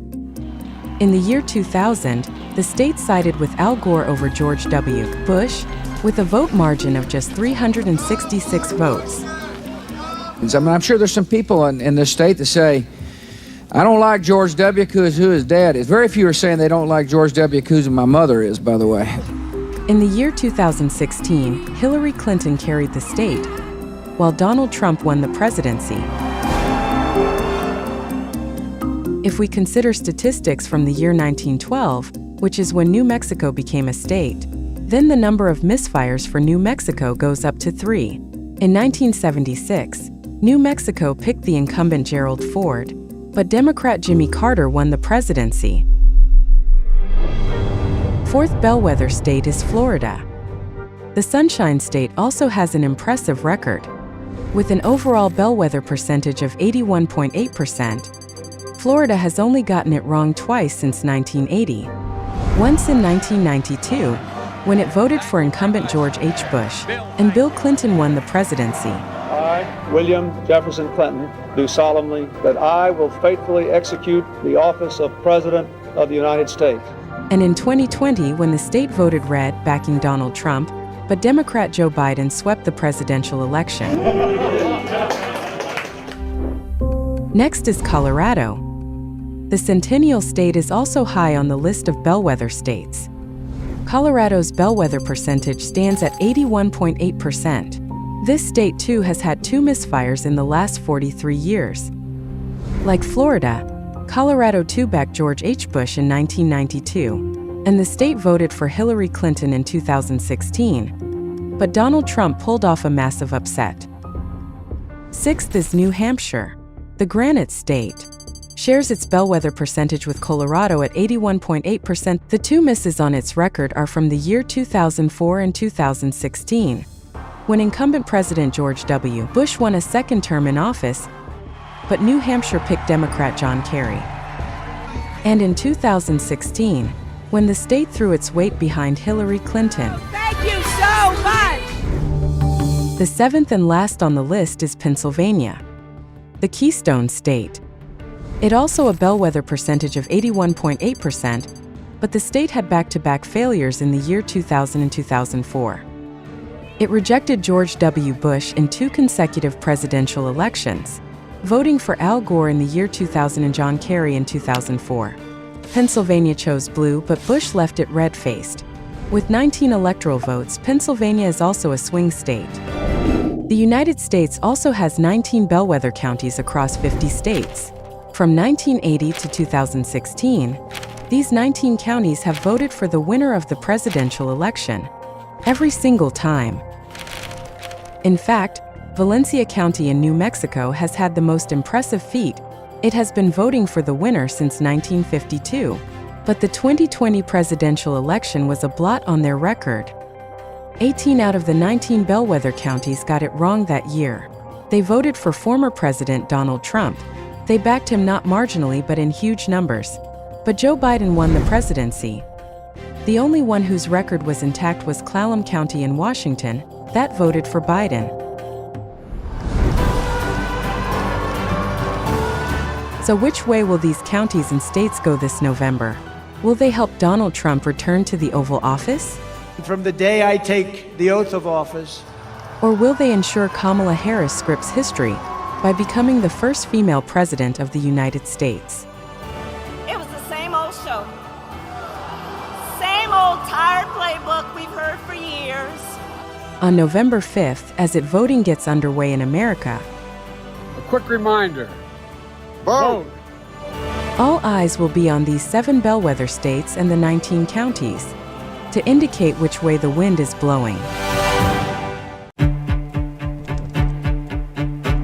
The U.S. goes to polls on November 5th. The country will choose its next president.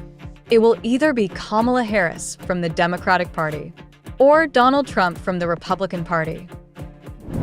While there are other third-party candidates, the real race is between these two. So, who will vote for Harris? And who will try and bring Trump back to power? Too much competition. Right. One way to look at potential voters is through the lens of race. The U.S. is home to more than 333 million people. This is according to the last census, taken in 2022. Now, let's break up that figure by race. About 58.9% of the U.S. population identifies as white. About 19.1% are Hispanic. Black people make up 12.6% of the U.S. population. Then, you have people of Asian descent who make up 6.1%. 2.4% of America is multiracial. 0.7% are Native American people. And Native Hawaiians and Pacific Islanders make up 0.2% of the population. That's the demographic breakup of the U.S. population according to the 2022 census. Let's look at the 4 biggest demographic groups, the ones most likely to influence the 2024 election. You have white people, Hispanic people, Black people, and people of Asian descent. In the last few U.S. elections, these 4 groups have made up 96 to 98% of the U.S. electorate. Look at this chart to see the composition of voters. You'll notice that it doesn't correspond to the population breakup. Even though white Americans make up less than 60% of the population, about 74% of the people who vote are white. This means white people have a disproportionately high say in the election compared to their population. Black voters come close to representing their share of the U.S. population, but Hispanic people and people of Asian descent do not have a proportional say. They have historically been underrepresented at the ballot box.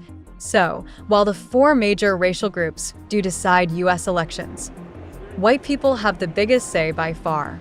So, how do the different American racial groups usually vote? We'll look at the last 4 elections for clues. These are the 2016 presidential election between Donald Trump and Hillary Clinton, then the 2018 midterms, the 2020 presidential election between Donald Trump and Joe Biden, and then the 2022 midterms. Here's the voter breakup by race for these elections. The most obvious difference is the percentage of white voters. White voters have made up about 62% of the Democratic Party's voter base. This is across the last 4 elections.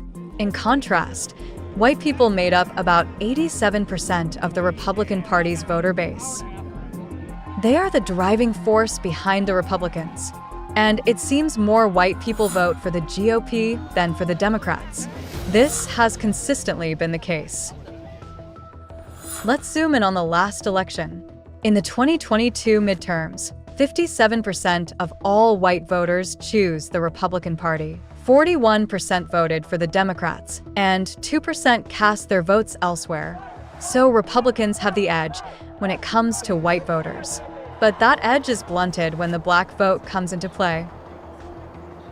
Let's look at the 2022 midterm statistics again. A whopping 93% of all black voters chose the Democrats. 93%. And remember, black people are relatively well represented at the ballot box. So we can say that most black Americans vote blue. This has been proven time and again. In the last 4 elections, black people on average made up more than 17% of the Democratic Party's voter base. 17% versus only 1% on average for the Republican Party. Now we look at Hispanic people. They make up almost 20% of the U.S. population. But when it comes to voting, they only make up about 9% of the electorate. It shows that Hispanic people are very underrepresented at the polling booth. But this 9% is still significant. It can turn the tide of any election. So Hispanic people are definitely a key demographic in the US. Like Black voters, Hispanic voters traditionally lean towards the Democrats, but the difference in party choice is far less pronounced. Between 2016 and 2022, Hispanic people made up about 12% of the Democratic voter base on average. For the Republicans, this number was about half. About 6% of Republican voters over the last few elections have been Hispanic people. It's a 2-to-1 ratio in favor of the Democrats. But these numbers aren't set in stone. You'll notice that over time, Hispanic support for the Democrats has stagnated, whereas it has gone up for the Republicans. The swing is still minor, but this year's election could solidify the migration. And it proves that America's Hispanic population still has a big say in elections, even if it isn't proportional to the community's size. Then we have the people of Asian descent, America's fastest growing demographic. They make up only 6.1% of the population right now, according to the 2022 census. But that's 27% higher than the proportion of Asian people in 2010. So the population of Asian people in the US grew by 27% between 2010 and 2022. That's much faster than any other demographic group. If this growth continues, people of Asian descent will continue to have a greater say in American politics as the years go by. Historically, this is another group that has leaned towards the Democrats, even more than Hispanic people. In 2022, 68% of all Asian Americans voted blue, compared to 60% of all Hispanic voters. So both the groups lean towards the Democratic Party, but Asian Americans slightly more so. People of Asian descent made up about 4% of the Democratic Party's voter base over the last 4 elections. That fell to about 2% for the Republicans. But again, there's a caveat here. In 2016 and 2018, barely any Asian Americans voted red. But in the 2020 presidential elections, Asian American support for the Republicans surged. They made up 3% of the Republican voter base. It was a historic high. With Trump contesting again, more Asian Americans might be tempted to vote red once more. Thank you, everybody. So that's how the biggest racial groups in the US usually vote. White people lean towards the Republicans. Black people overwhelmingly vote for the Democrats. Hispanic people and people of Asian descent have historically voted in favor of the Democrats as well. But the gap seems to be narrowing. And this should worry Kamala Harris and encourage Donald Trump.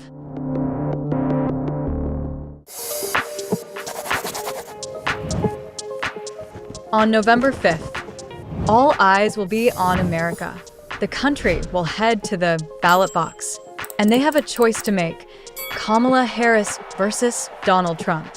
Who will the United States choose? I accept your nomination to be President of the United States of America. I am running to be president for all of America, not half of America. Now, no one can predict the election results. We will only know when it's declared. But behind the votes, there's another story. A story of numbers, statistics, and predictions. The story of polls. We hear about them during every presidential election. In some states, Donald Trump is leading. In the others, it's Kamala Harris. These polls are crucial to each election. They shape narratives. They influence campaigns. And sometimes, they even leave the entire nation baffled. In 2016 and 2020, the polls got it wrong. Can they get it right this time? And what do these opinion polls mean for the American democracy? The year was 1948. The date was November 3rd. This was the front page of the Chicago Daily Tribune. It read, "Dewey defeats Truman." But here's the catch. Thomas E. Dewey did not win that election. Harry S. Truman did. So, why did the paper print that headline? A year before the elections, the Chicago Daily Tribune had changed the way it printed its paper. So, the copy needed to go to print earlier. That was the case, too, on that night. Most states had not declared their results, but the paper took a leap of faith. After all, every poll said that Dewey would win. So, they went ahead with this copy. It went to press. But by next morning, it was a completely different result. The polls predicted a Dewey win. Instead, it was a Truman triumph. He even posed with the Chicago Daily Tribune copy. Now, polling has been a part of American elections for over a century. It started with simple straw polls. As technology advanced, so did the methods. Now, they are complex statistical analyses. So, how do the polls work? It's all about three things: data, sampling, and the art of asking the right questions. At its core, a poll is a survey. It's a way to measure the opinions of a specific group, but in a country as large and diverse as the United States, it's impossible to ask everyone. So, pollsters rely on sampling. Age, gender, race, location. These are all factors that are considered before building a sample. Then, there are the methods. How do you contact the sample group? Pollsters use landlines, cell phones, and online surveys. Each method has its advantages and drawbacks. More importantly, each one can influence the outcome of the poll. For example, imagine it's an online survey. Chances are the answers will come from a younger generation. Also, chances are they will be more educated. So, pollsters must keep that in mind. Once the data is collected, it's analyzed. It is then adjusted for various factors like non-response bias, which occurs when survey participants either can't or won't respond to a survey question. Finally, it is presented to the public as the polls that we see. So it's a science, but one with inherent uncertainties. Take 1980, for example. Jimmy Carter versus Ronald Reagan. Polls predicted a close race. However, Reagan won by a landslide. So, why did the polls go wrong? It's the voter sentiment in the end. Reagan performed well in the presidential debate that was held a week before the election. It convinced many undecided voters. They ended up voting for him, and the polls completely missed this. Then there's 2000, George W. Bush versus Al Gore. Many polls predicted an Al Gore win. Now, while Gore did win the popular vote, the outcome depended on the Electoral College. Polls underestimated that. It did not take into consideration the razor-thin margins in key states. So it was a blot on the reputation of polls. But 2016 really changed the game. It's when America woke up to how wrong these polls could be. Polls predicted an overwhelming victory for Hillary Clinton. Yet on election night, Donald Trump emerged as the 45th president of the United States. So what went wrong? Well, there are several factors at play. The first was the underestimation of Trump's support in key battleground states. Pollsters missed crucial pockets of voters. That's the rural, white working class. They turned out in larger numbers than expected. The second was education levels. Non-educated voters weren't well represented in the samples, and they turned out to be pivotal in Trump's victory. The third was late deciding voters, those who swung towards Trump in the final days of the campaign. Polls didn't capture this last-minute shift. But here was the biggest issue: the failure to account for this shy Trump voter. These voters supported Trump, but were reluctant to declare it. Hillary may have lost the election, but the biggest loser of 2016 were the pollsters. So 4 years later, the polling industry vowed to learn from its mistakes. In 2020, the polls once again predicted a clear winner. It was Joe Biden. This time, the prediction was correct, but there was an issue. The margin was far narrower than expected. Despite making adjustments, pollsters underestimated Trump's support again.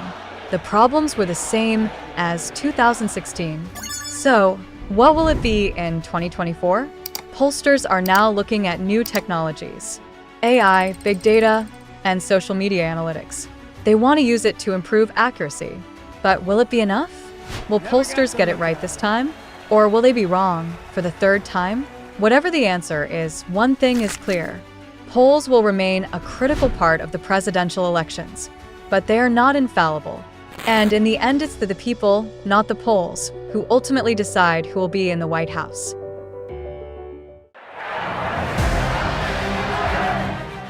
If there's one thing the year 2024 will be remembered for, it'll be elections. From India to Britain, the European Union to South Korea, South Africa, Finland, France, Taiwan, and even Russia. Over 60 nations held elections this year. However, it's not over yet. One last global election remains. And it's just around the corner. The United States. The world's oldest modern democracy is set to vote this November. Americans will be choosing their 47th president. And running for the White House are former President Donald Trump and current Vice President Kamala Harris. The presidential race in the US happens every 4 years.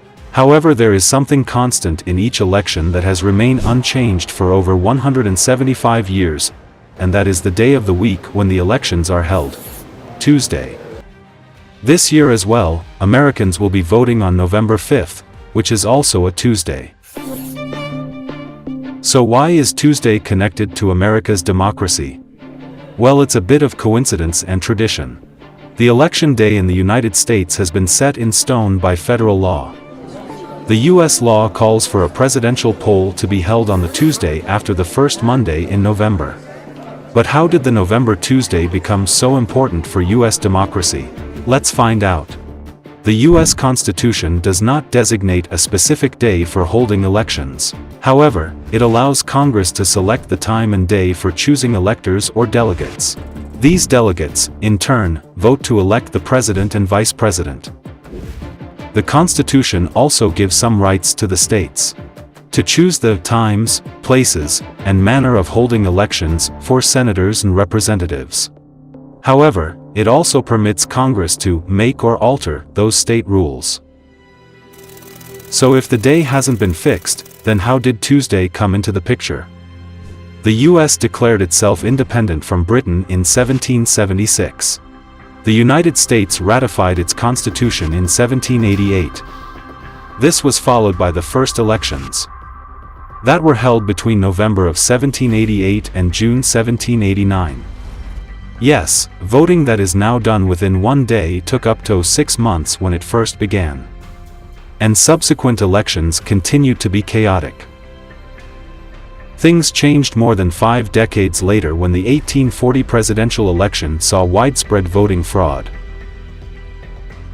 In response, then Representative Alexander Duncan proposed a uniform election day for both presidential and House elections in 1844.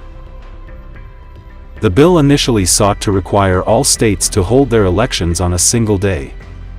That is on Tuesday after the first Monday in November. While the House passed the bill, the Senate didn't table it before the 1844 election. Alexander Duncan reintroduced the bill in the next session, this time focusing solely on the presidential election. Various amendments were proposed during the bill's consideration. Ultimately, the House adopted the bill, and the Senate passed it with minor corrections. The bill was signed into law on January 23, 1845, by President John Tyler, making Tuesday the official day for Americans to vote for their president. But the mystery remains: why choose a Tuesday? Historians say the answer lies in 19th century American lifestyle.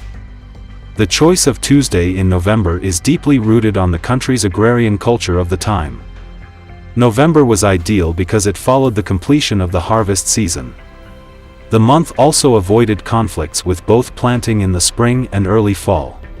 This meant that farmers could plant their crop and travel to vote, which would take days in those times. Additionally, Tuesday was chosen due to religious reasons. In Christian practice, the term Sabbath is often used to refer to Sunday. It recognizes the day of Jesus Christ's resurrection, and many Christians would observe a weekly day of rest and worship on Sunday. In the 19th century, polling stations were quite far from rural areas, and for voters, particularly farmers, it meant at least a day-long journey. So to avoid forcing people to travel on the holy day of Sabbath, Monday was not considered, and Wednesday, which was designated as the market day for farmers, was also rejected. Naturally, Tuesday emerged as the prime choice and eventually became the official day. However, Tuesday as an election day has had its fair share of opposition. Modern-day political experts say that voting on a weekend would see an increase in turnout. They argue that holding election on a Tuesday hinders voter access due to work commitments. One of the organizations leading the cause to reassign voting day is called Why Tuesday? Founded in 2005, the group raises awareness about America's low voter turnout. It aims to highlight the lack of accessible voting options, and they are leading the fight to move election day to the weekend.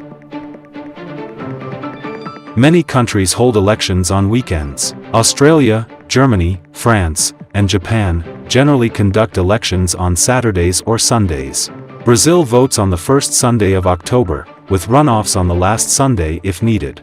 Meanwhile, Mexico shifted from the first Sunday of July to the first Sunday of June from 2021. The European Union also typically holds its parliament election on a weekend. However, in the Anglosphere, such as the United States, United Kingdom, and Canada, elections are typically held on weekdays. It is influenced by historical Christian practice of observing Sabbath. Meanwhile, in India, elections occur over multiple days with different phases for various constituencies. In the case of the United States, it's worth noting that while federal elections are on a Tuesday, state and local elections have more flexibility. However, many states align their elections with the federal date simply for convenience. On November 5th, the Tuesday after the first Monday of November, millions of Americans will line up at polling booths. They will exercise their fundamental right of self-governance. As for the Tuesday election day, the law that has continued for over 175 years faces little opposition and will likely remain for many more years to come.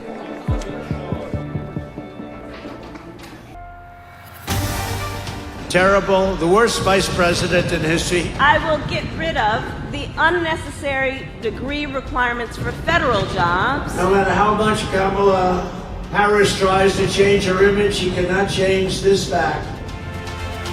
On November 5th, Americans will decide the future of the United States.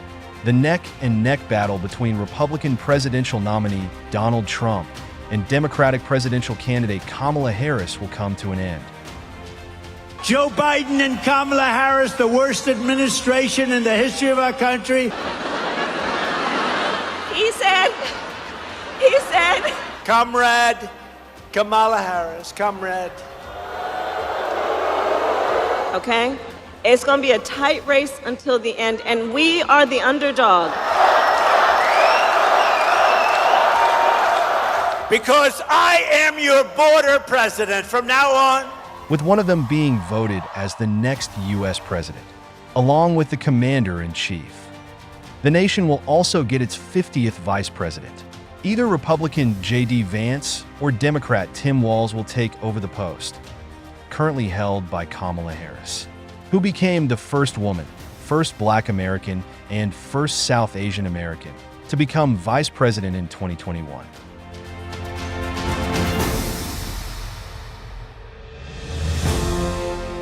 Traditionally, the vice presidency has been a relatively insignificant position in U.S. politics.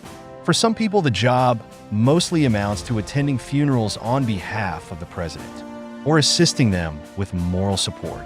In fact, the first vice president of the United States, John Adams, called it the most insignificant office. Former President Abraham Lincoln's vice president, Hannibal Hamlin, used to refer to himself as the most unimportant man in Washington. And ex-President Franklin Roosevelt's Vice President John Nance Garner famously said the vice presidency does not worth a bucket of warm spit. But times have changed in recent decades. The office has become more important and influential than ever. To be the deputy of the US president, you just need to have 3 qualifications. First, you should be at least 35 years of age. Second, you must be a natural-born citizen of the United States. And lastly, you should have lived in the country for at least 14 years. And what will you exactly do as the US vice president? Let's dive in.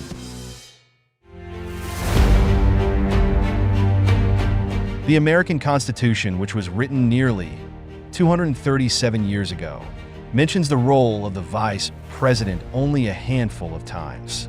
The second in command is also the first in line to succeed the president in case of death, resignation, or impeachment. So far, 8 U.S. presidents have died in office, and one president, Richard Nixon, resigned, leaving their deputies in control of the White House. I, Gerald R. Ford, do solemnly swear that I will faithfully execute the office of President of the United States. The office of President of the United States. Meanwhile, 6 other vice presidents, including Joe Biden, went on to win their own terms.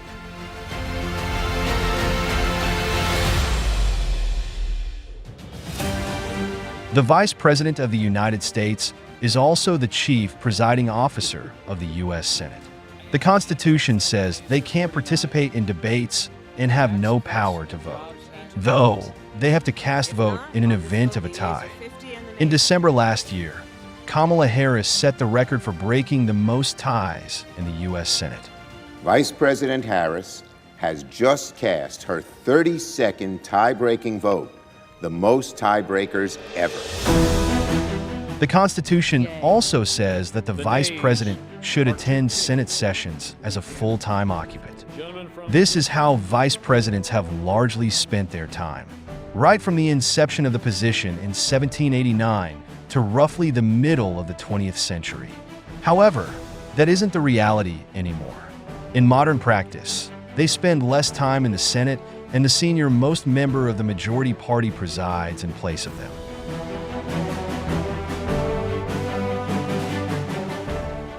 Apart from the previous 2 powers, the only other duty that the Constitution gives to the vice president is to oversee the counting of electoral votes after a presidential election. But the vice president is also responsible for announcing the next president and vice president of the country. This might sound like a strange part of the job, but it's meant to take away the jitters. Because if a person is going to be the next vice president, they'd be happy to announce it themselves. But in case they are defeated, then it could be embarrassing for some to make the declaration of defeat in front of hundreds of people. The votes for Vice President of the United States are as follows. Kamala D. Harris of the state of California has received 306 votes. Michael R. Pence of the state of Indiana has received 232 votes. Evidently, the role of the vice president started out small, but it has gradually expanded under both Republican and Democratic governments. For instance, Walter Mondale, who served as the vice president between 1977 to 1981, was given his own office in the West Wing of the White House by his President Jimmy Carter. This was to make Mondale an integral part of President Carter's inner circle. The tradition continues till today. However, before that, vice presidents had to work out of a building across the street from the White House. Over the years, some vice presidents have taken their role to a whole another level. This includes someone from not too distant past, Dick Cheney, one of the most powerful vice presidents of all time.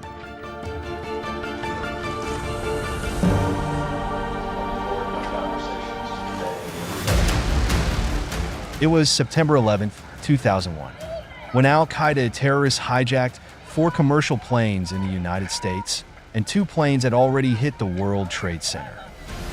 President George W. Bush was evacuated on Air Force One, and he could not be reached due to spotty network. At that time, Cheney had no option left but to take charge, and from the bunker, He authorized to shoot down any plane attempting another attack. The hijacked planes, of course, carried American civilians. Luckily, the order did not need to be carried out. But this vital decision showed how important a U.S. vice president really is. More recently, Donald Trump's Vice President Mike Pence had to make one of the most crucial decisions in the history of U.S. politics. In 2021, the House of Representatives called on him to strip Trump of power and become the acting president in the wake of the Capitol Hill riots. I joined the Senate Democratic leader in calling on the Vice President to remove this president by immediately invoking the 25th Amendment. If the Vice President and the Cabinet do not act, the Congress may be prepared to move forward with impeachment. However, Pence proved to be a loyal ally of Trump and avoided taking that action. Though he did infuriate Trump by announcing Joe Biden's victory and putting an end to his president's futile efforts to overturn the results of the 2020 election. The votes for President of the United States are as follows. Joseph R. Biden, Jr. of the state of Delaware has received 306 votes. Donald J. Trump of the state of Florida has received 232 votes. Vice presidents in modern history are no longer the last voice in the room for the U.S. president. They are leaders who time and again restore public trust in the government, unlike the president.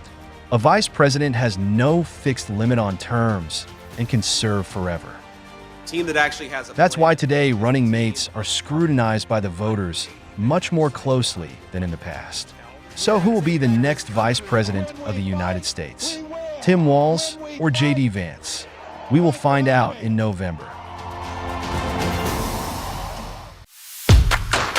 This is the U.S. presidential race, where numbers matter, policies matter, but so do the optics.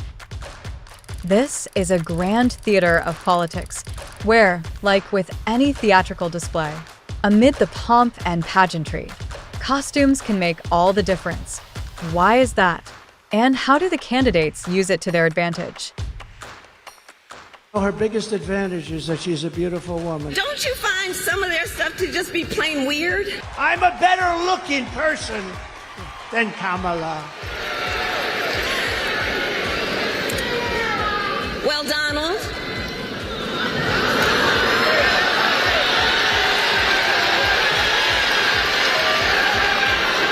I do hope you'll reconsider. August 23rd. This was one of the most consequential days for Kamala Harris, when she accepted her nomination as the Democratic candidate for president. We can do together. We are so honored to be your nominees. This is a people-powered campaign, and together we will chart a new way forward. While this happened, many women at the Democratic National Convention were wearing white. So were many other speakers. But Harris chose to wear blue. This wasn't just to stand out of the crowd. After all, a presidential candidate doesn't have to try very hard to do that. Here, her navy blue suit had symbolic meaning. America's ready for a better story. We are ready for a President Kamala Harris. To understand this, let's go back. The year was 2016. History was made in the United States. The first woman candidate was nominated for president, Hillary Clinton. Clinton had climbed up the stage in a white suit. Why white? Because for her, this was symbol of all the women before her who fought for a political voice. From the suffragists to Geraldine Ferraro, the first woman vice presidential candidate. Since that moment in 2016, the white pantsuit is a symbolic weapon in the U.S. It is a political trope. Harris has used this weapon once before. In 2020, when U.S. President Joe Biden declared the election victory, Harris became the first woman vice president of the United States, and she chose to wear white. Again, in honor of the women who came before her. I know where I stand, and I know where the United States belongs. But this time, as Harris accepted her presidential nomination, she wore blue to close a chapter and stand out on her own terms. Because for her, wearing suits is not just an easy, obvious choice. It is tactical.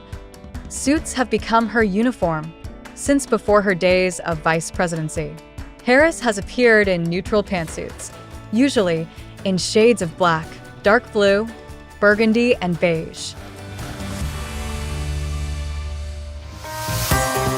Now, power suits are kind of the go-to for US presidential candidates, so Hillary Clinton did it as well, as a self-described pantsuit aficionado, but usually in rainbow colors.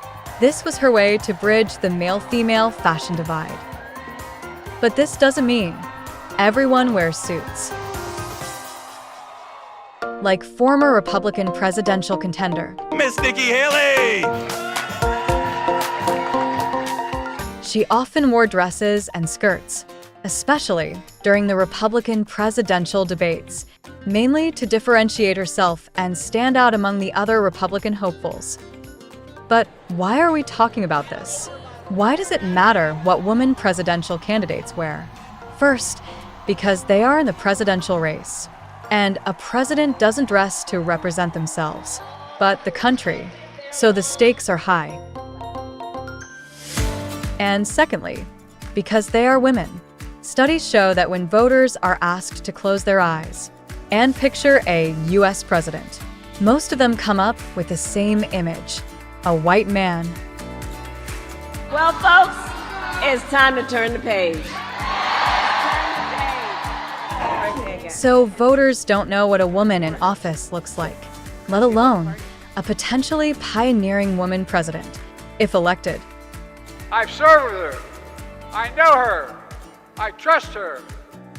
Harris will be the first female president, the first female president of color, and the first president of South Asian descent. But while I may be the first woman in this office, I will not be the last. So voters don't know what a woman president will or should look like. But research confirms that they scrutinize a woman president's appearance more than a male candidate's. For instance, a flyaway hair is an indication of sloppy thinking. Is this unfair? Of course.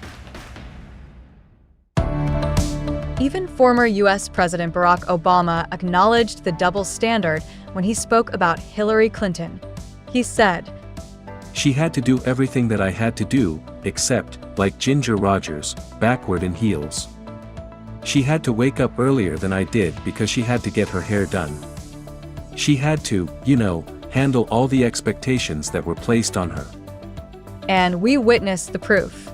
When Clinton didn't do this, when she tied her hair in a ponytail, it led to an entire debate about the meaning of the scrunchie.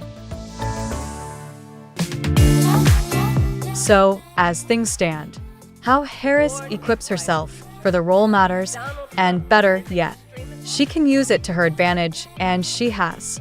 Like when Harris wore 3 different black designers for President Biden's inauguration.